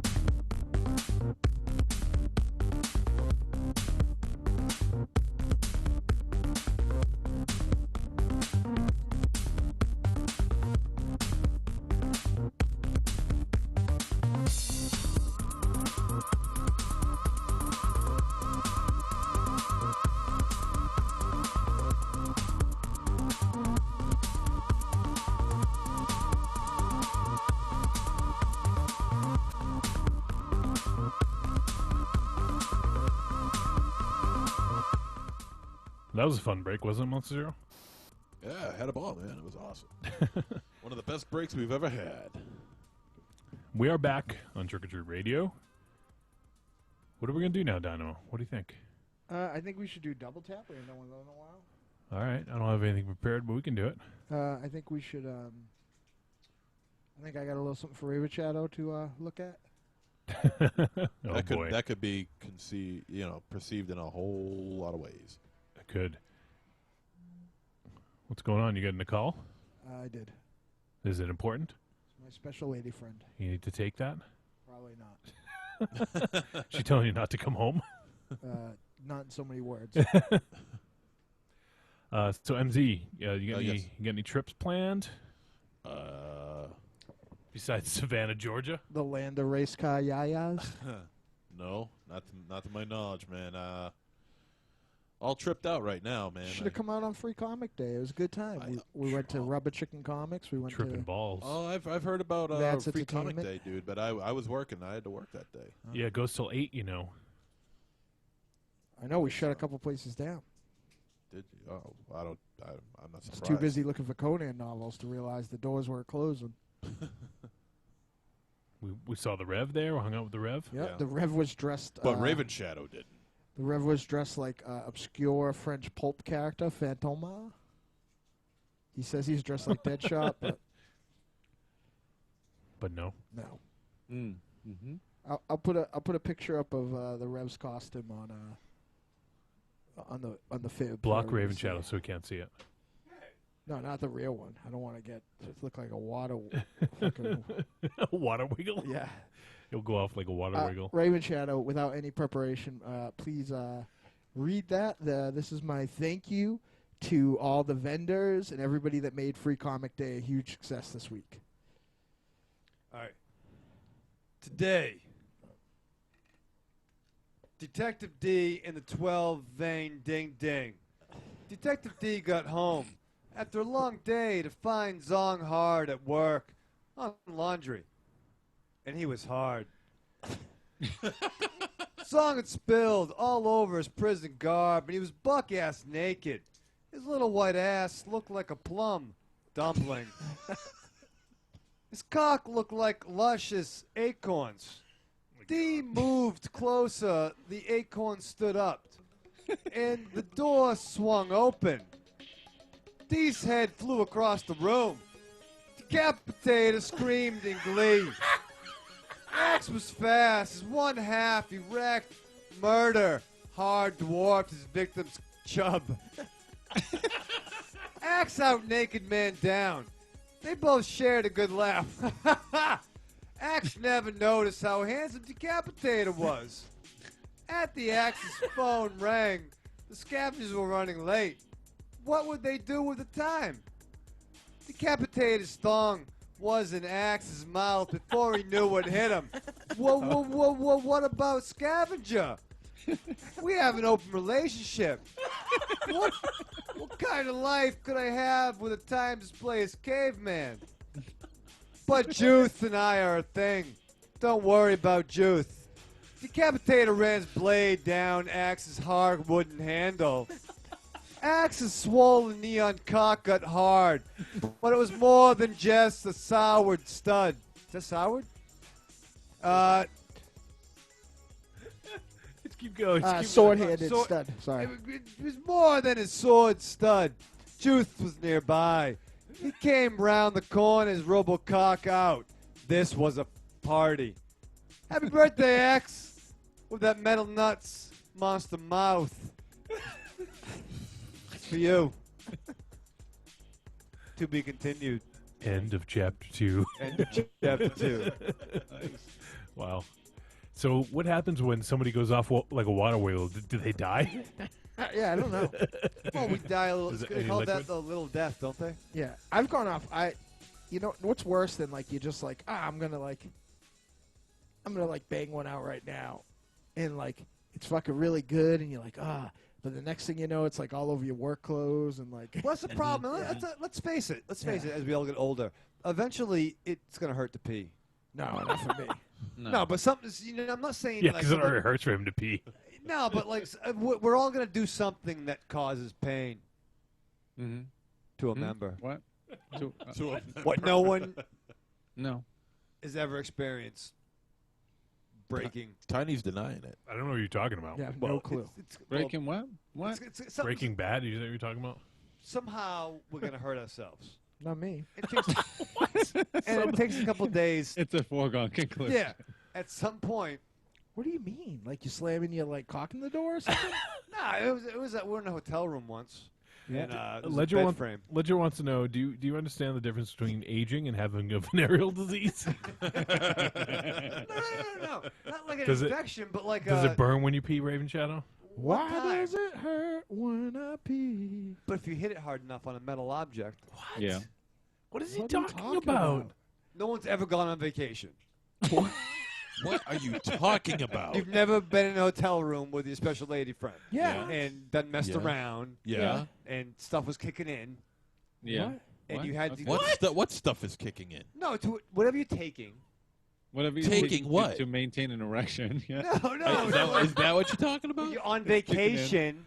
The Viagra's starting to kick in. Whatever it is, at some point. The Akon stood up. Yeah. No one's ever. You guys fucking.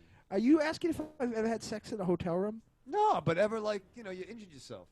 What? You mean if we've ever had sex You know so where it goes, hard that right? we end up hurting ourselves?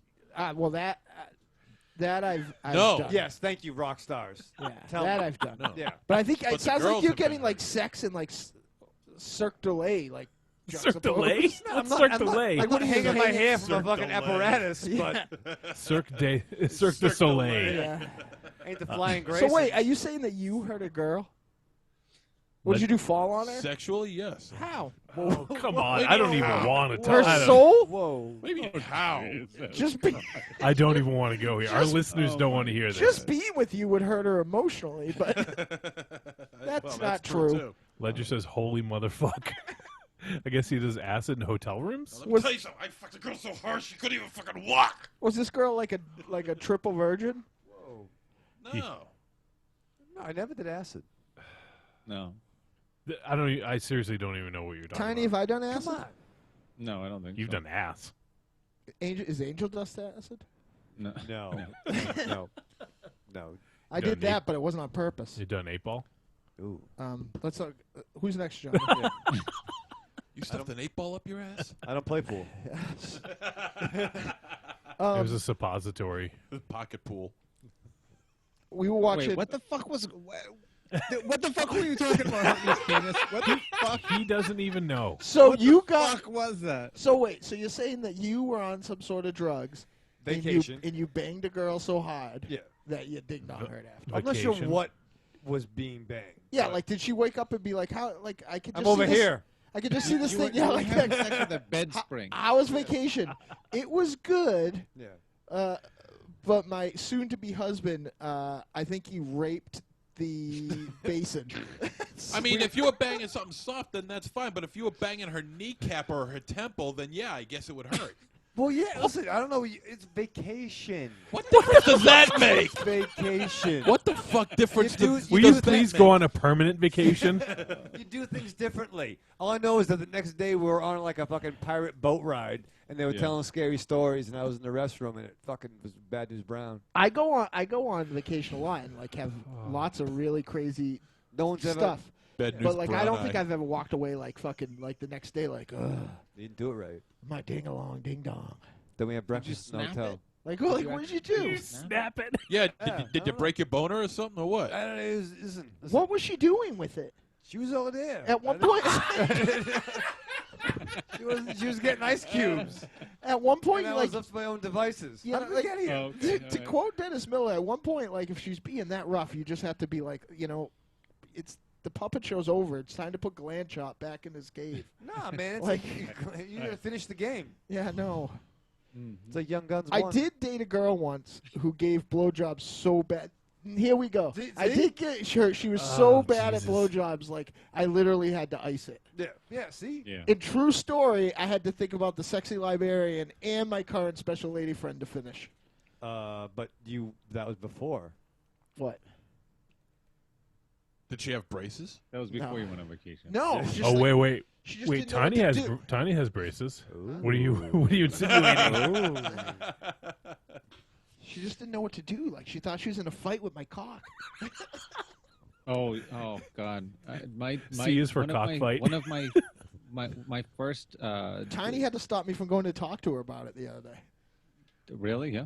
My first sexy girlfriend that I dated when I was a young man, a lad, really. Yeah. Decided to give me a literal blowjob, and that is about the most painful experience you can imagine. Oh. Like trying to blow me up like a twisty balloon. Ledger says, I need this whole fucking conversation to end now. This is all an issue. All of it. It's all wrong. This is our holiday episode. Like you were a blow-up raft in a pool or something like that. Yes. You know, I never. Did she try to push it back in when This she is was what done? happens when we have no fucking format and nothing to talk about. This is wrong. I never thanked the sexy librarian, by the way. She got me through some rough times at that time. Who's With next? books. Who's next, Ravenshadow? No. Let's talk about comics. There you go. I got some comics. It's like she attacked it like she was plunging a toilet. It was terrible. Nice. That's a terrible thing to do. It's a horrible thought. Man. It's like it's like it was in her mouth just to hold it still, not like to be sexy. Like it's like she caught it like she's an animal in the woods.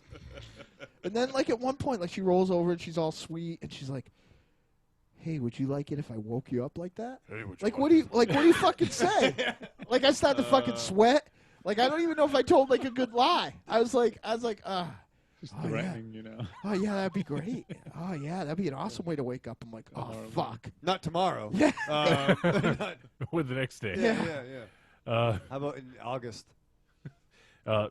MonsterZero, do you Yeah. have an amendment? Do you know what that means now to your top 10? No, nobody's ever said anything. Mulligan. Yeah, last week we told you to have an amendment to your Yeah, top we 10. said Yeah. we want you to have a fucking redo the top 10, you dick.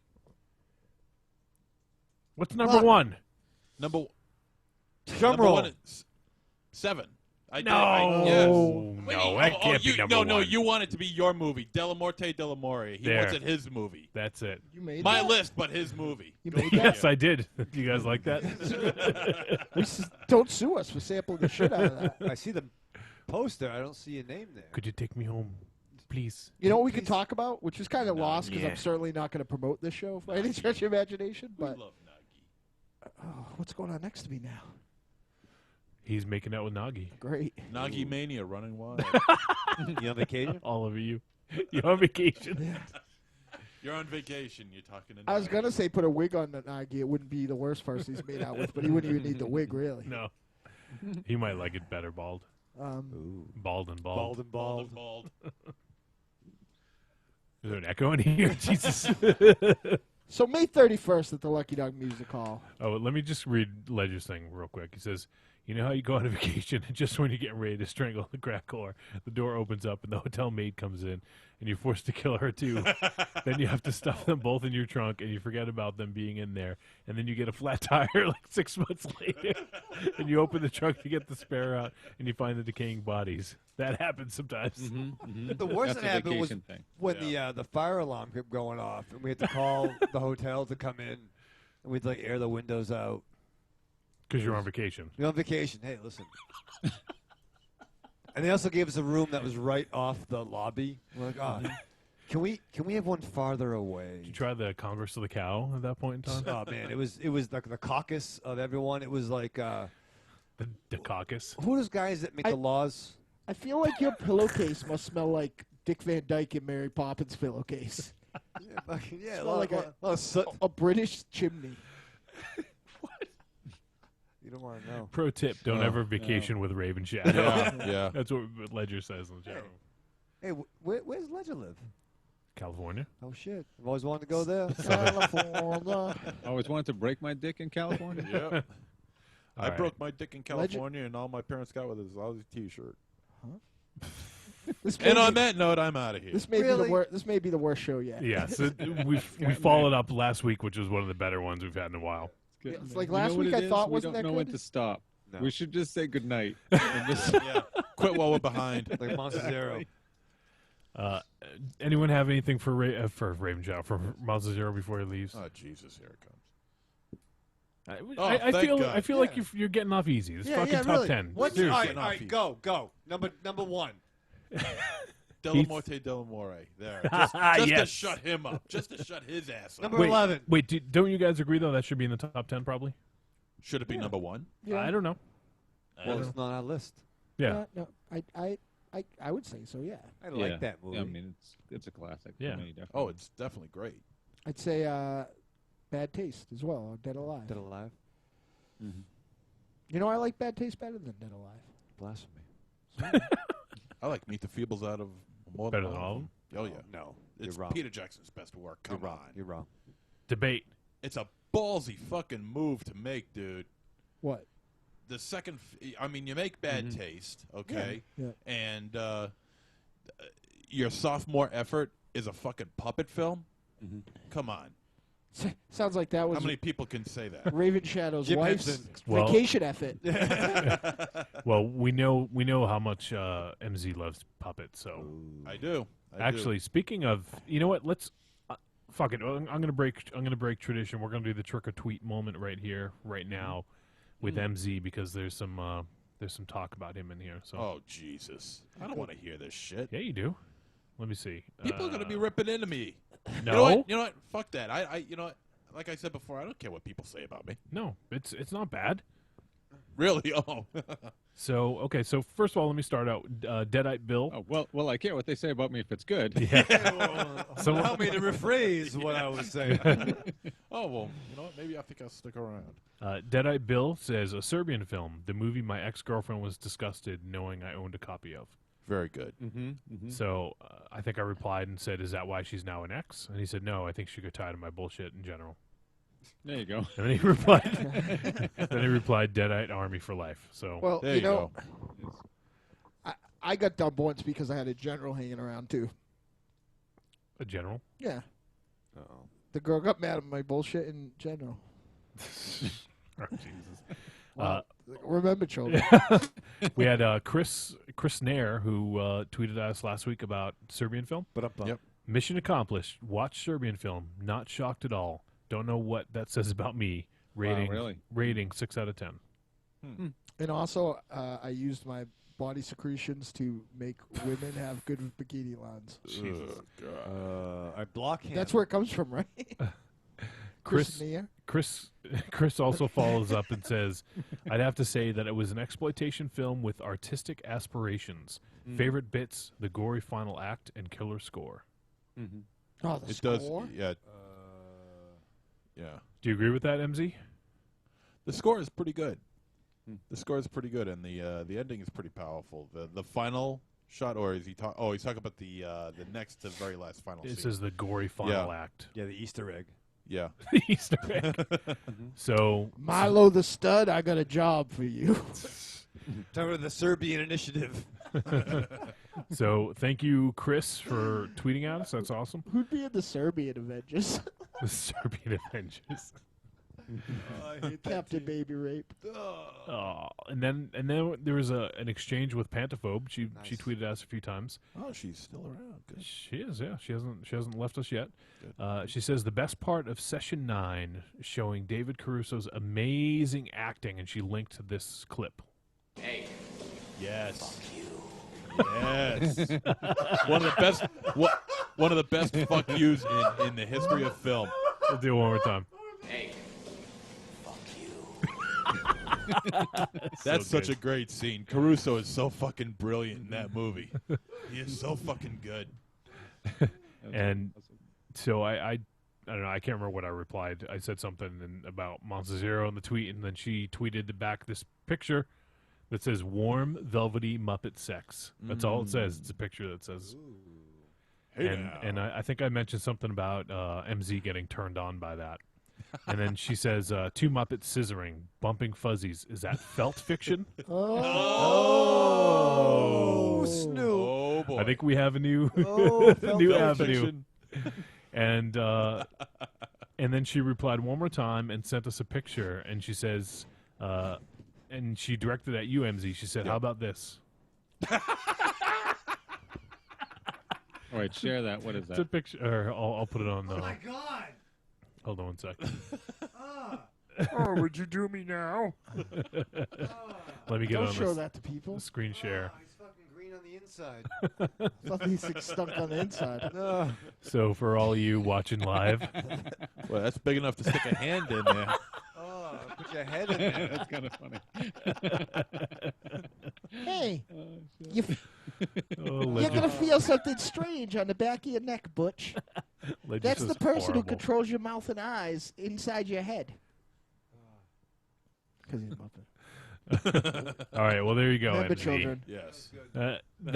I think that's it for the trick or tweet moment. I just wanted to share that because it had something to do with you. Twick a tweet spy. Twick a tweet. How's it go, Ravenshadow? Trick or tweet segment. Yes.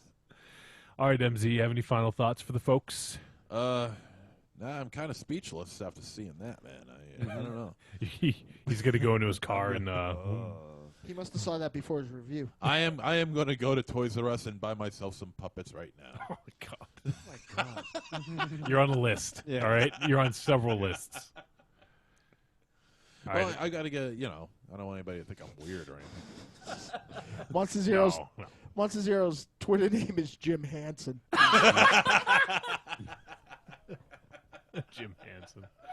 All right, Jim Hansen, why don't you get the fuck out of here, all right? Why don't you oom-bop out of here? Yeah, Jim Hands on. Nice. Down on Fraggle Cock.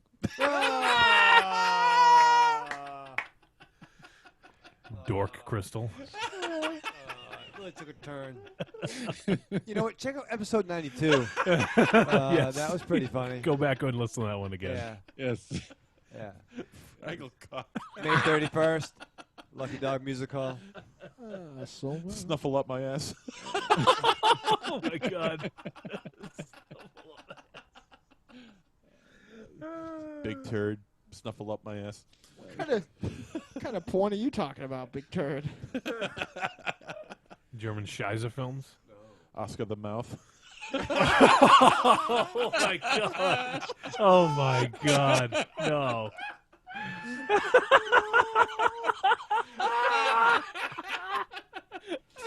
Squirt and Ernie. What the fuck? Where did this come from? You had to have had this planned out. He's writing that script. Elbow. Oh, Jesus Christ. Tickle me elbow.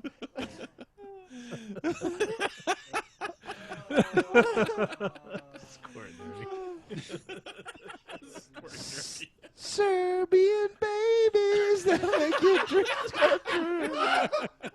Serbian babies don't say the things we'll do. I like to pee on. I like the scat.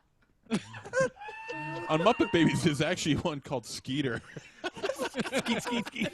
I forgot his fucking name. What the fuck is that? That's fucked up. And Miss Piggy. You don't really have to do anything with that name. Oh, Jesus. I definitely just woke up my kids. With all this Muppet talk. Oscar the Mouth. It's felt fiction. It's be a fucking dirty nursery. That's a tasty cookie there. Cocky monster.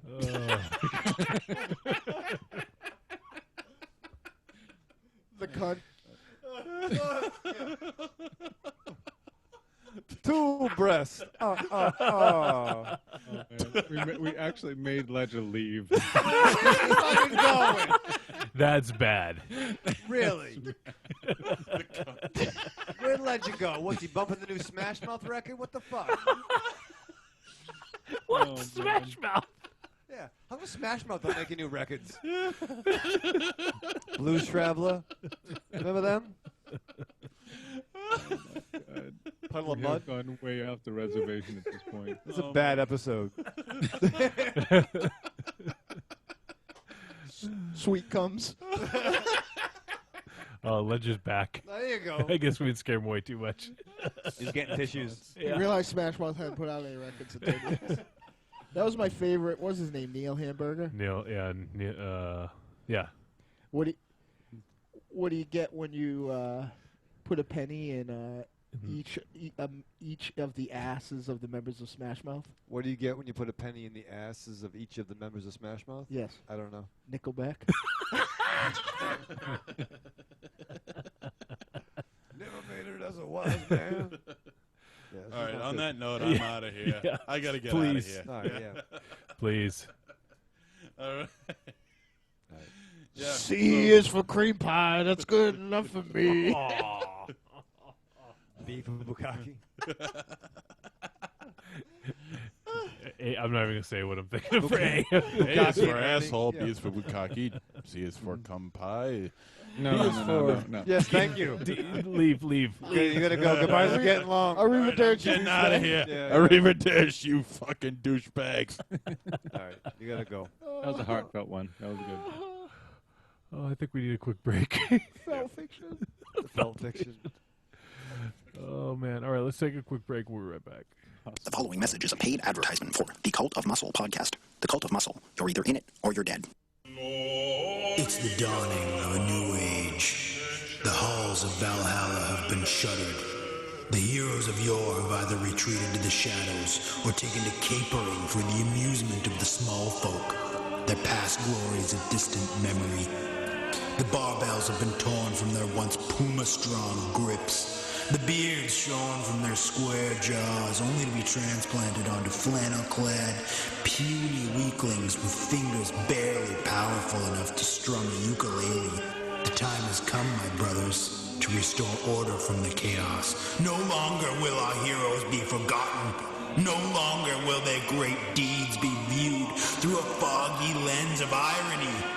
Hear now our rallying cry as we scream it from the mountaintops, as we bellow it from iTunes and Libsyn and Facebook. It's time to join the cult, my brothers. So don your cloaks and enter the Cult of Muscle.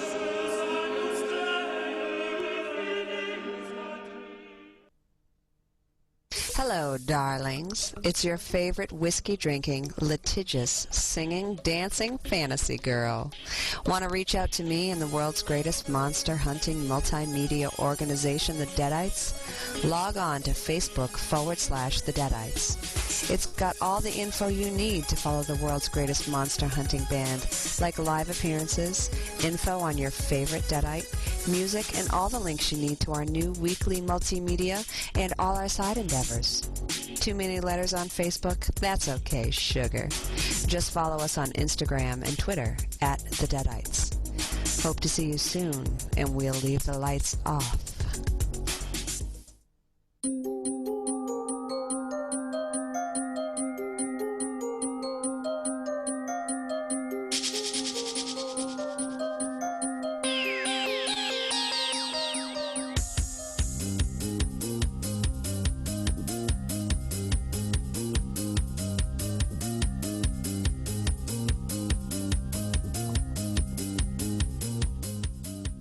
Dynamo, is that song still in our repertoire?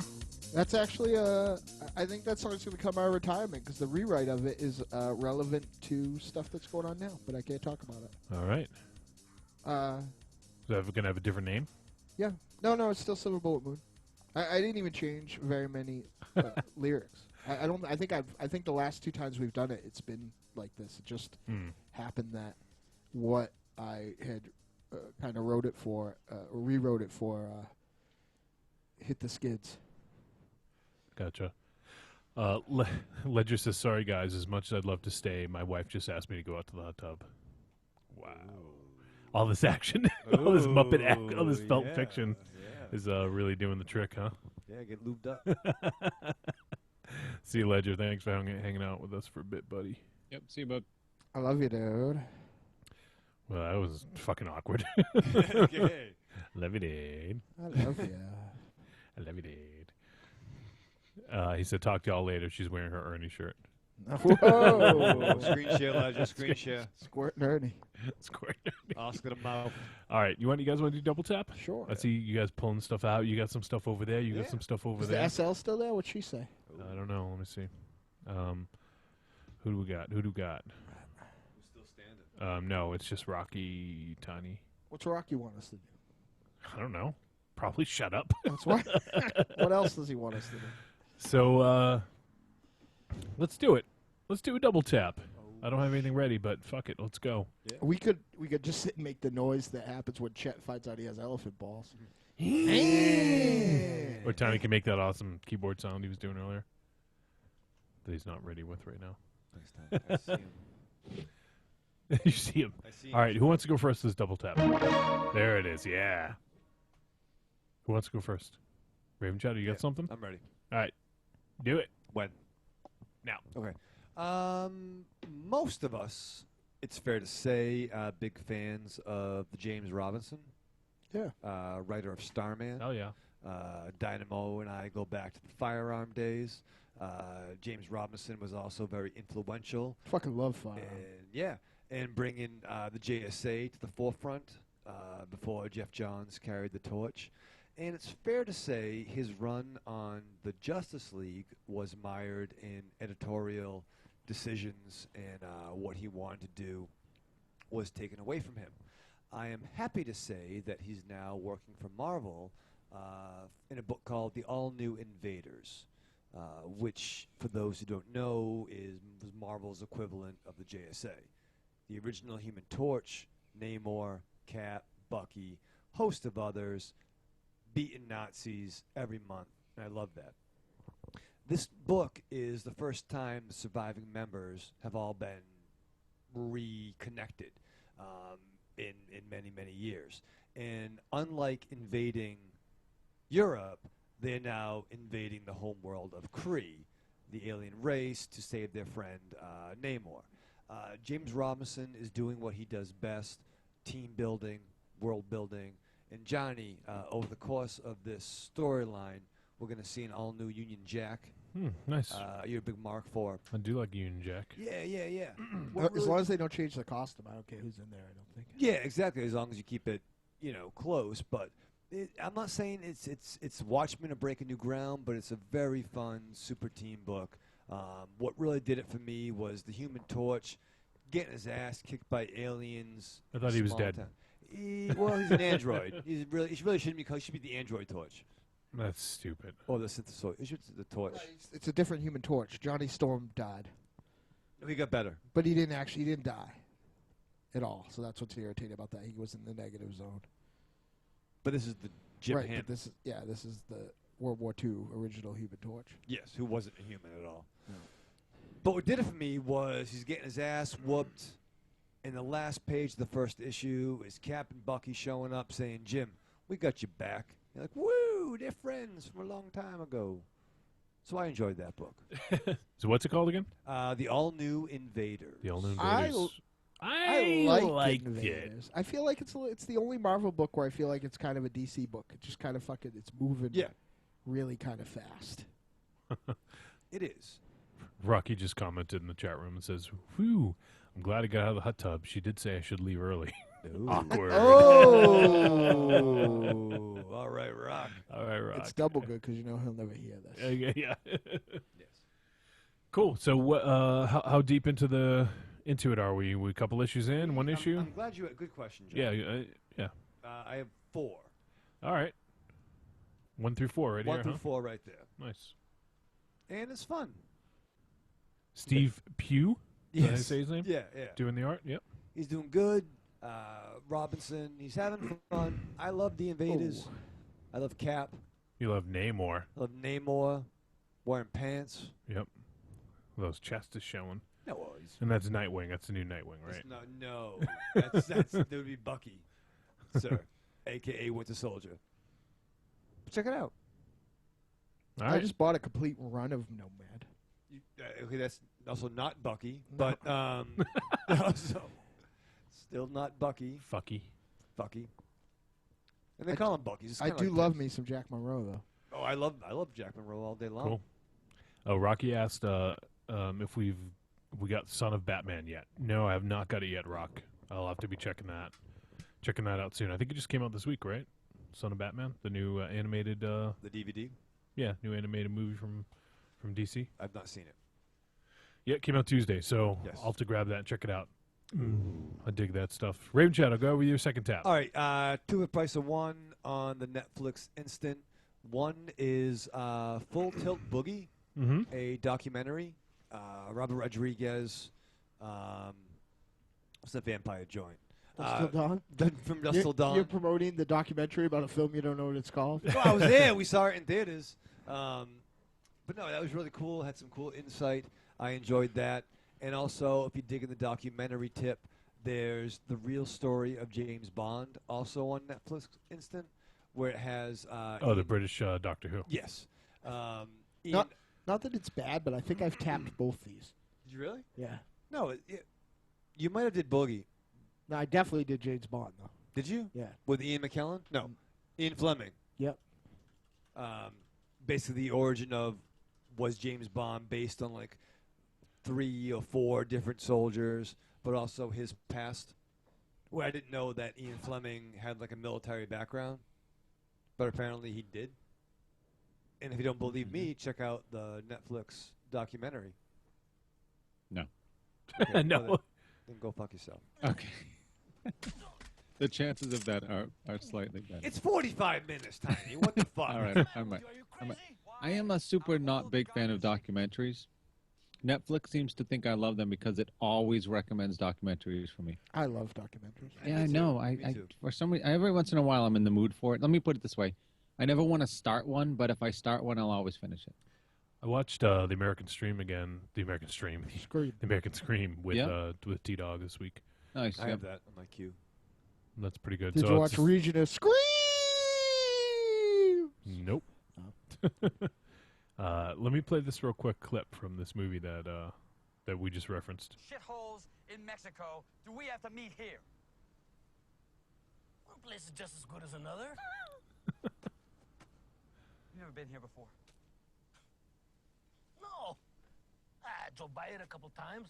Titty It's Twister. a rowdy place. It's out in the middle of nowhere. There'll be no cops. And it's open Nice. from dusk till dawn. Hey, didn't you say you want to meet in the morning? Here we are. Well, since you just picked this place out of a hat, my brother is dead. That girl's entire fucking family is dead. What, were they psychos? They look like psychos? Is that what they look like? They were vampires. Psychos do not explode when sunlight hits them. I don't give a fuck how crazy they are. One of the greatest lines, yeah. Best line ever. Yep. Yep. My second favorite line in film history. What's number one? Some motherfucker's always trying to ice skate uphill. No, that's a good one. Always bet on black. It's in Dust Till Dawn, where Gabriel Byrne and Albert Finney are talking about one of his associates getting killed, and when the guy had got killed. Dust Till Dawn? I mean, not Dust Till Dawn. Sorry, Miller's Miller's Crossing. Crossing. Yeah, Okay. sorry. And after the guy Rug Harris, I think was his name, had his toupee stolen by a child, like it was kind of leading the police astray, and Albert Finney's like, they took his hair though. That was strange. Right. And Gabriel Byrne says maybe it was Injuns. Yeah. All right. Dynamo, you want to go next? Sure. I've said on more than one occasion on this show, hey, when I love something, I fucking love it. So don't, just be happy that I'm not talking about ass sex all the time. I said on more than one occasion. You are. Good point. I said on more than one occasion what I love about Pro Wrestling Guerrilla is it's everything I like about Ring of Honor and everything I like about Chikara. And no show summed that up more than this year's version of their annual tag team tournament, DDT4, 2014 edition. It was funny. It was action-packed. It was stiff. And had a variety of different wrestling, including the kind of Japanese lucha libre hybrid that Pro Wrestling Guerrilla, especially its multi-man matches, are known for. But they flipped it this year at the DDT4, and they put a lot of the guys that they would put in multi-man matches in the singles in the tag team tournament, and they put all their main singles competitors in a big multi-man match. So their multi-man double main event, which featured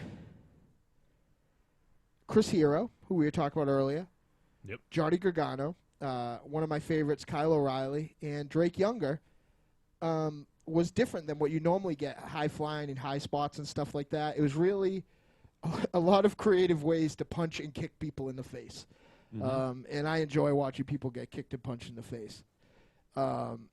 Great first-round matches here, including the opening match of the Rock Ness Monsters meeting Chuck Taylor and Trent, known as the Best Friends.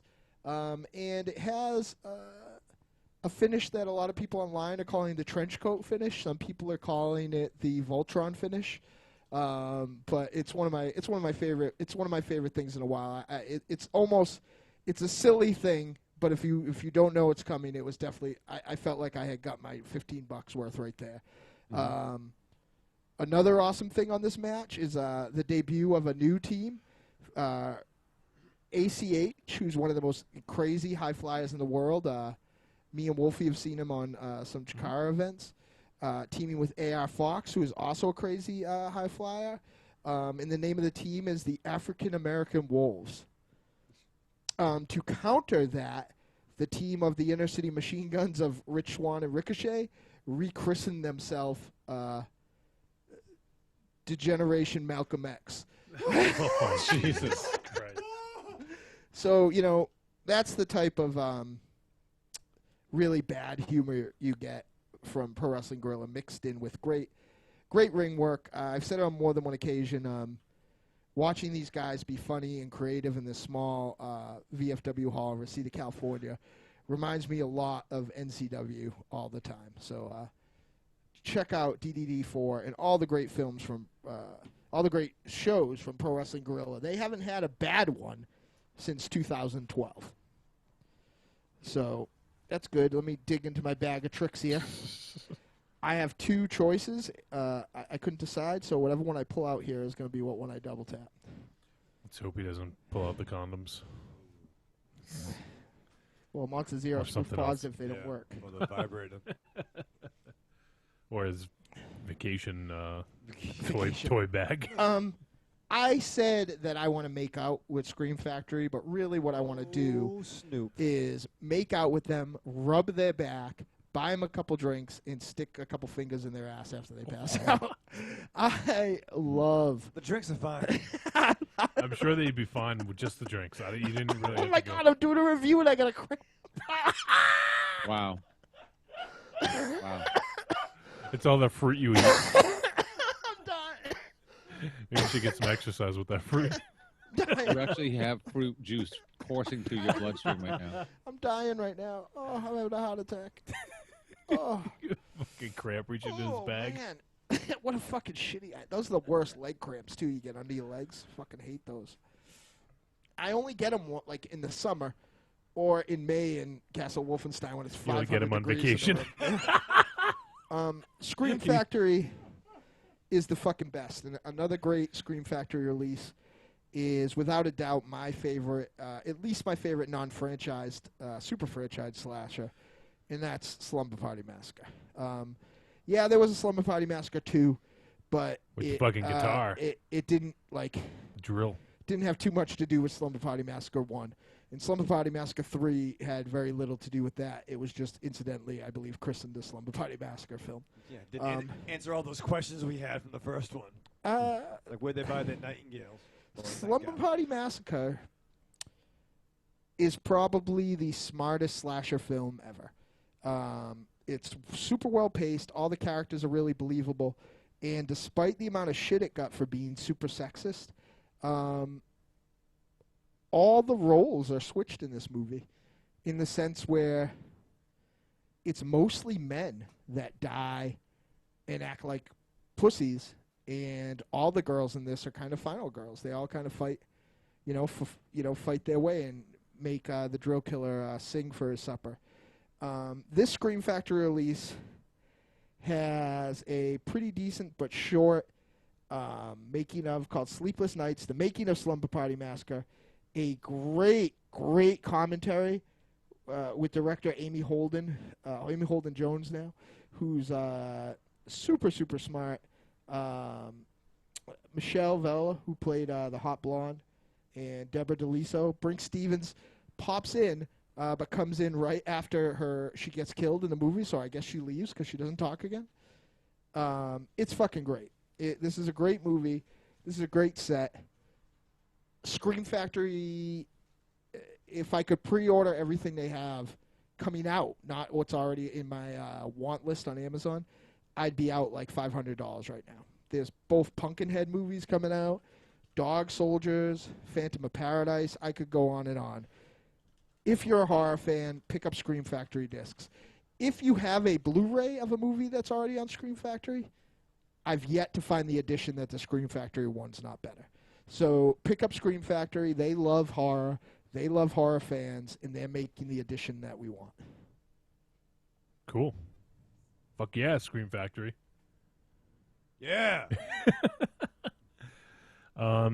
Cool. Dynamo got his double tap in.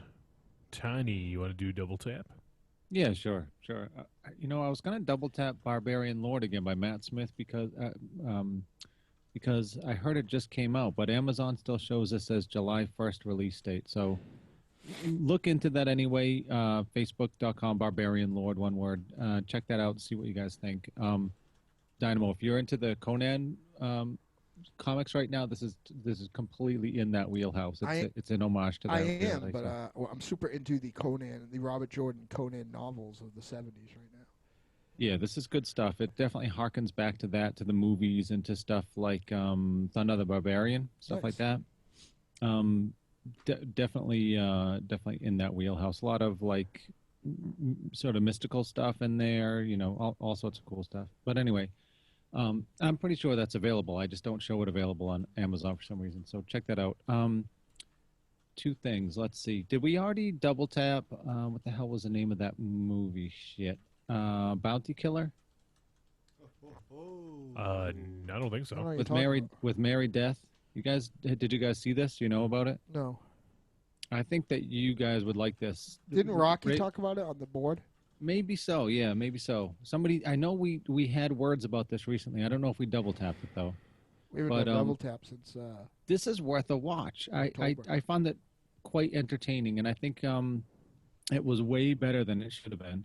Ravenshadow, did you see this? I'm sorry.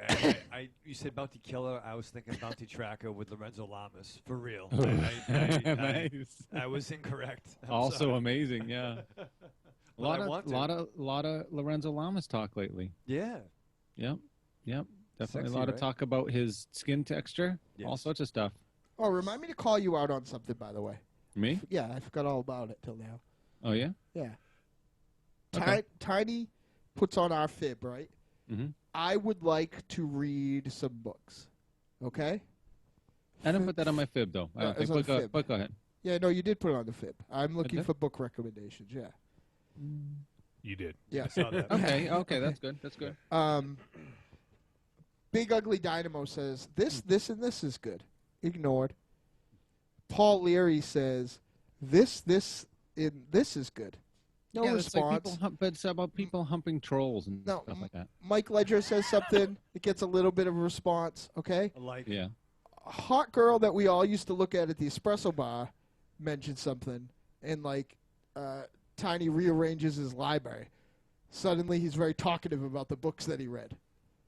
Who was the girl? He's like, oh yeah, I'll read that. Oh, that's a very good book. And I did listen to that, definitely. I do all my books on audiobook for the most part, with a few exceptions. But to be fair, right now I'm listening to the book that Joe Thoreau recommended, which is a rather long book. I think it's 40 hours plus on audiobook. Really? Prior to that was the one that very nice young lady recommended, which was John Dies at the End, the novel by David Wong, which was rather good and much better than the movie, or at least better than the movie. The movie was close. They just missed some things in translation. Sure. And before that was the one that Ledger recommended, which is Heroes Die, the First Acts of Cain or something, which was really good. All three books so far are really good. Yeah. Well, fuck you. I'm reading Conan. I don't care what you say. Yeah, I'm not too much into the fantasy stuff right now. I'm not. I never am, but I forgot about these books, and the covers were so fucking awesome. I was like, Yeah. And they were cheap at the funny book store that Ravenshadow hangs out at. So I was like, oh, I'm taking these home.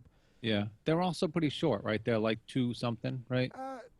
There's 2 different size editions. One, the edition I prefer is about the size of a Blu-ray box. But most of them are that small 70s and 80s paperback size. So right.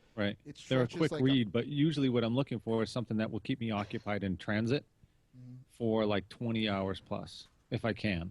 Yeah. Because that's a credit, basically. It's like $15 or $20, whatever it is. Right. Yeah, that's what I don't like about Audible. It seems like you don't get your money's worth. Kind of so, yeah, a little bit. I mean, the shorter books are usually less money, but I like a nice, good, long story, something that I can sort of like look forward to getting in the car over, stuff like that. I think what's good about it is for a normal fucking human that's not Mhm. me and you that is in the car for multiple hours every single day. Like, it's fucking awesome because like I have friends who have very short commutes, Yeah. and it takes them a couple weeks to plow through something. But Mhm. like I was doing the Jack stuff early on, and it was just like I'd almost caught up to what I had read, and I Mhm. like to read it first. It was just like Jesus, I'm in the car too fucking much. Yes, definitely. Yeah, I do. Jesus, I probably do 15 hours a week of travel, maybe sometimes more. So yeah, I can get through a book pretty quick usually. Yeah. So, but I of the many suggestions that were offered, I have already gotten through about 3 of those. So, but there were some good ones there. I'm And gonna then read again, the Ledger one, but not because he's pretty. You'll like it. That's right in your wheelhouse, definitely. Yeah, that's real good. And there are a couple. I think there are 3. You'd actually like the one that Thoreau recommended as well. Probably. Joe's never recommended a bad Yeah, book no, to it's me good ever. stuff. I had already read the first. I had already listened / read to the first one.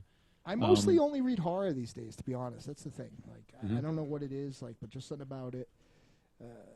Maybe like if I get back into Audible books, like I Mhm. think maybe even you got me a thing for Audible, like right before I stopped driving around for a while, Mhm.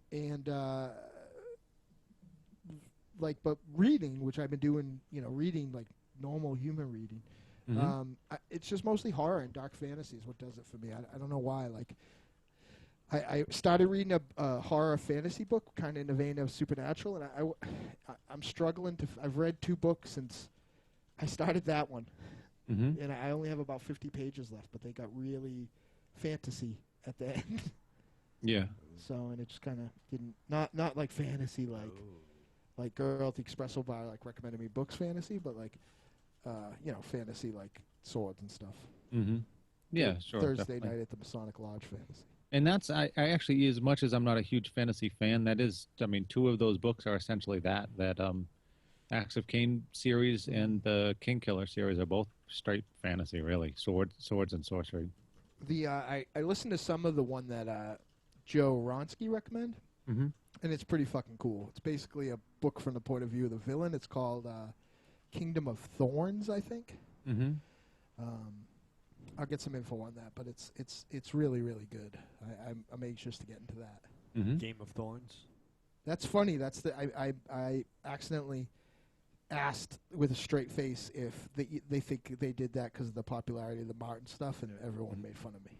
And it took me till I got home to realize what I had done. Right. Rocky just posted up a picture of Ricardo Montalban and Hervé Villachez. Was that Treasure Island? Is that the show? No, Fantasy Of course. Island. Fantasy Island. That's yeah. Oh, Fantasy Island, yeah. Fantasy Island. That's Can you believe the SL's missing all this book talk? Oh shit! Somebody call her. She likes the books. It's Yep. true. We stay up late, though. Let's be honest. We do. Yeah, I'm ready. Get your taps out of the way. I'm going to bed. Yeah. Well, taps will kill us all. Yeah. Let's tap out. Yeah. So I get the other one doesn't exist yet, but I want to bring it to light in case nobody knows about this yet. A book that doesn't exist yet? No, this is a movie that's coming out actually. So this was brought to light by our buddy Farrah Rose, who we haven't really been in too close a contact lately. But Are I you saw fucking this on. kidding? I talked to that beautiful, talented, beautiful, sweet lady almost every single week. Good, good on you. Yeah, and I'm interacting with her on Facebook, but that's, I mean, I don't have her on the phone or anything. Is all I'm saying. Yeah, well, nobody will talk to me on the phone, but Exactly right. Yeah. A few minutes in, most ladies just say, "What's that noise?" Then I just hang up. It's like- So on her Facebook stream today, I happened to see that there is a new Clive Barker movie in the works right now. It is a movie based on one of the stories from the Books of Blood. Jacqueline S., her last Will and Testament, I think it's called. And Lena Headey from Game of Thrones is going to be the main character in the movie. So Yeah, I saw that too. yeah, a good little piece of information to have in your pocket and just kind of watch what becomes of that. That could be real interesting. Kind of cool to see Clive Barker in the news again for a movie. Yeah. It's going to be in the news in the fall quite a bit for movies. What's he got? When to bring things full circle. When our friends at Scream Factory release not only, I almost said In the Mouth of Madness, release not only Lord of Illusion, but the Cabal cut of Nightbreed. Oh, nice. That's fun. Yeah. Nice. Cool. Let's see. What am I going to do here? I don't know. This is I watched this week, so let's go with this. This is an oldie but a goodie. I happened to watch Creepshow 2. It's a good one. Because it was on Netflix. I'm just going around watching some stuff and just saw that on there. I was like, yeah, I want to watch that. I haven't seen that in a while. And I really dig, I don't know which one's my favorite. I think maybe The Raft. I think I dig The Raft, the second one. But they're all pretty good. It's probably not quite as good as Creepshow 1. I think Creepshow 1's a fucking classic, and this is pretty close. It's pretty good. There's some good performances, some good stories being told. What's the third one, Wolfie? What was the name of it? The first two are pretty... The Hitchhiker. You're right. I always forget about the first one. I always forget about the Cigar Store Indian one. Yeah, it was the old Chef Woodhead, old Chief Woodhead, The Raft, and the Hitchhiker. Those second two are iconic, though. Yeah, Hitchhiker's great. Thanks for the ride, lady. Thanks for the ride, lady. Yeah. That was so fucking good. That was a joke back in the day. Like a running joke all the time. Thanks for the ride, lady. So that was directed by Michael Gornick, written by Romero, Stephen King, and Lucille Fletcher. So some pretty awesome stuff. It's got some great people in it. Tom Savini, George Kennedy. It's got... who else do I recognize? I guess I don't recognize as many people as I thought. But Stephen King also has a little cameo in it. But real cool. I know most people have seen Creepshow 1. Creepshow 2 is on Netflix Instant, so go check it out. Yep, it's on my queue. I've only seen this once, so I'd love to see it again. Yeah, it had been a while since I'd seen it. I'm not going to make it the instant pick of the week because then it will be gone, like when I did Creepshow 1. And oh man, I don't know. You know what? I was gonna double tap. I was gonna double tap the DQ that waffle. It was fucking waffle delicious, bowl. yeah. But you know what? I'm gonna do something else. I've been actually we'll do a double Netflix double feature here. So I don't know if you guys ever seen Anthony Bourdain's Parts Unknown. Have you ever seen that show? You guys? I know of it, and I've heard that reference a lot lately. Yeah. For some reason. All right. Well, it's a pretty cool show. It's basically what he does is it has to do with food. He basically goes to all these different locations, different countries typically, but like there's one he went to like New Mexico, in the States, but he basically goes and learns about the culture through their food, and there's some really cool stories. One I just watched today actually was he went to South Africa and they were talking about apartheid and Mandela and all this stuff, and just sitting down with people, like eating the food and just learning about the culture. It's what's so funny. I don't know. What, Mandela's funny to you? Well, no. The guy's dead. South Africa food, like, oh yeah, I like these hamburgers. It makes me want to make people fucking apartheid What? or some shit. Like, what? Are you fucking crazy? Can someone please tell me what the fuck is going on? Right? That sentence that he said down. Can someone... What hamburgers apartheid is all I heard. It's like Tourette Mad Libs. What's a good garnish for fucking slavery? What apartheid that sentence did you not understand? Yeah, thank you. Tiny translates me. No, it's fun. I just don't think I don't enjoy South Africa. Why? Why? Didn't they cause a lot of problems for people?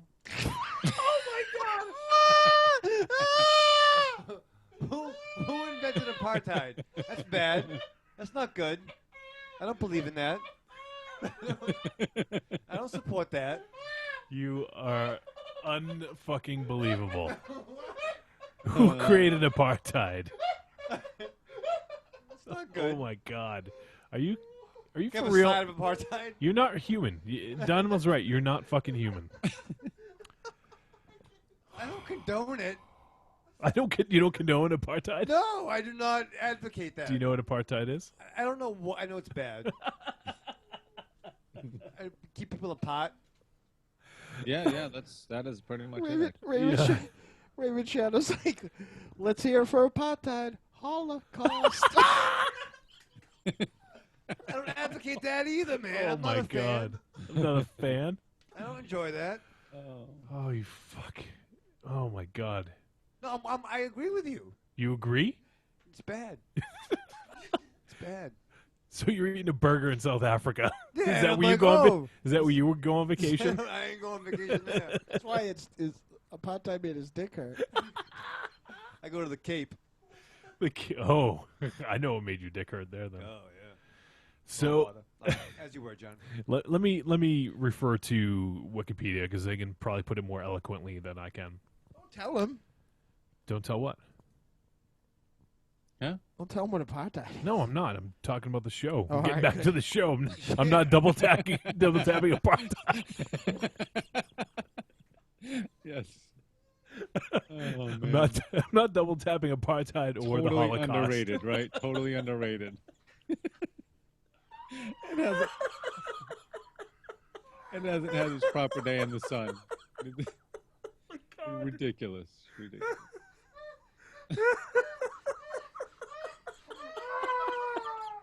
God, well, kid, he's trying to hold his drink in. Oh my God. It's all over. It's all over his fucking hands. Like a water wiggle. And then juice came in. There was an apartheid gushering all over. There we go. Oh man. He's out. Dynamo's out. He's going. I'm gonna double tap Prohibition. All right, my first tap is segregation. Oh boy. No lines at the fountain. That's bad. No, that's not good. We're all brothers. Yep. It's fine. So the takeaway: CGI bad. Yeah. Apartheid bad. Hamburger's good, right? Yeah. And I think we can all relate, Tiny. We can definitely. Except who worships cows? That's the apartheid people. Yeah, people don't eat meat, but hamburger. Oh, I'm sorry. Rocky feels filthy for having heard that. It's terrible. It's terrible. We're terrible. I just had a reverse, like an internal neti pot happen. You just reverse cowgirled yourself? No. I just like my sinuses. Oh God! I just gave myself the worst visual ever. Shit, why did I say that out loud? My sinuses are completely clear right now because I was I don't know. Like I'll sometimes take a bottle of water in like 2 gulps, and I was like my second half bottle of water, and what got said. And a bottle of water tried to force its way out of my nose. Like, I felt my nostrils, like, swelling at the top. And just a thing of snot and laughing and water was, like, pouring. It's all over my pants right Talking to the mic. Nice. I can't even breathe. Oh. Jesus Christ. I can't even fucking finish this double tap now. They do good. So that's pretty much what it is. I'm not double tapping apartheid. I'm not double tapping prohibition. What was it again? Some show? Yeah, some show called Parts Unknown. Oh, that's a good show. I want to double tap Nelson Mandela. That's where the spoiler is from. Episode 93, the day Dynamo reversed cowgirl himself. And Rocky says, and he left hungry. Oh, I think we need to end this episode real fucking soon. Remember, children. Oh, wait, we have one more PSA. Let me go ahead and play this PSA. That's good. Oh, nice. Hey, look at all the money I found in my dad's wallet. That's cool. Let's spend it on a 3-pound fruit platter. Are you out of your fucking minds? It's Sir Isaac.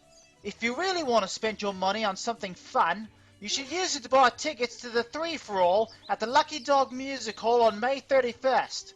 The show's going to feature Beaver McD versus Captain Insidious, Teal, a reunion of the Curtain Society and the Deadites. Now we know. And knowing is half the battle. Wait a minute. We can't go to the show. We're not old enough to drink. Oh. Well, in that case, I'll just take the money. What? Jesus. Cobra! Hail Hydra. Oh, hail Hydrox. Oh my lord. Oh, ML. I love how bored those kids sound. Yeah. Dynamo riding himself as he falls out of a plane like Slim Pickens. It's Rocky. Slim Pickens was just when I hear El Goro was just talking about Slim Pickens because he was the voice of Bob the robot in the black hole. This show is Slim Pickens. Michael Ravenshadow's little black book is Slim Pickens. Yeah, I think Felt Fiction was the highlight of the show. I'm pretty sure. Yeah. Felt Fiction. Oscar the Mouse. Yeah. I don't know if highlights, maybe lowlights. Your vacation was the low light. I still, I'm gonna be lying in bed tonight, being like, "What like did he mean?" Like, what? I still don't know. You could tell us off air. Maybe. I feel like it's. I don't want to know. I don't think I feel like it's an analogy, not analogy. What do we mean? I can't even fucking think tonight. It's apartheid. Apartheid. You guys said something, and I just jumped on it, man. Oh, you jumped on it, all right. Yeah, jump on it. All right, I think we should probably just end this. Yeah, I think we're done. I don't know. I don't want to make it any worse. All right, Tiny, did you get your new synth in yet? I did. It's a Juno 60. It needs a little help. You got but another Juno? I have, but Juno 106 and a Juno 60. You are a big proponent of teen pregnancy. I was thinking that too. It's a Juno 60 though. Oh, sorry. Not 16. No, that's the futuristic one. Exactly. Yeah. She gets impregnated by an alien. That would be amazing. Yeah, one at 16 and one where she's pregnant at 60. I like that. Oh, it's good. Film that. Full circle. Make that happen. All right, well, give me a pen and writing the script. Oh man. Oh boy. All right. Thank you for being a friend. Ravenshadow, anything? Live fast, love hard, and die with your mask on. Die with your boots on? I think I tried to write a song No mask. with that in it once. Do you know what it's from? Yeah, it's from Brat Pack. Brat Pack, yes. No, you guys Brick are Batch. smart. Yeah. That's a fucking book that made The Authority look like fucking a free comic book day SpongeBob comic. Well, I don't think it was as good as Authority. It was not as good. It was more vulgar and more dirty. MonsterZero is more vulgar than Gene Shalit, but I don't know that he's a better film critic. Well, that's true. That's a lovely sentiment to leave on. Oh wait, Rocky's got a good point here. He says, "I assume he means his gimp mask before his wife drives it home." Mm-hmm. Who's he talking Is that the vacation? Is that what you're talking about? No, I can't wear masks. I got glasses on. I don't do that. I don't. No. But you know. But it's vacation. Yeah, Vacation, it's yeah, vacation. yeah. You don't need to see. What part of that don't you do though? Just the masks? I don't like stuff done with the nipples. What? I don't enjoy that. My nipples. We need to stop. Nice. We can't get any worse. Are you talking about? You've What are never you talking about? Have you tried Oh. nipple clamps? Oh my god. I don't enjoy that. Oh man, that's awful that you've tried that. No, I've not tried it.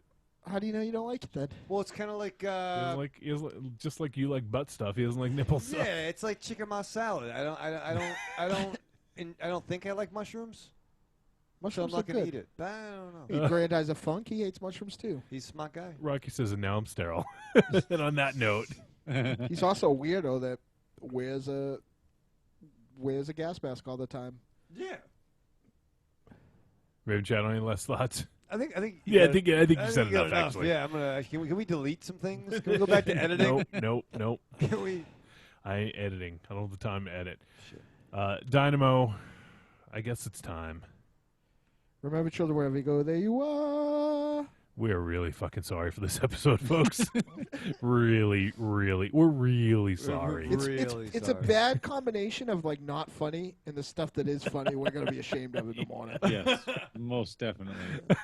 Most definitely. So you've been listening to episode 93 of Trick or Treat Radio. We will see you folks next week.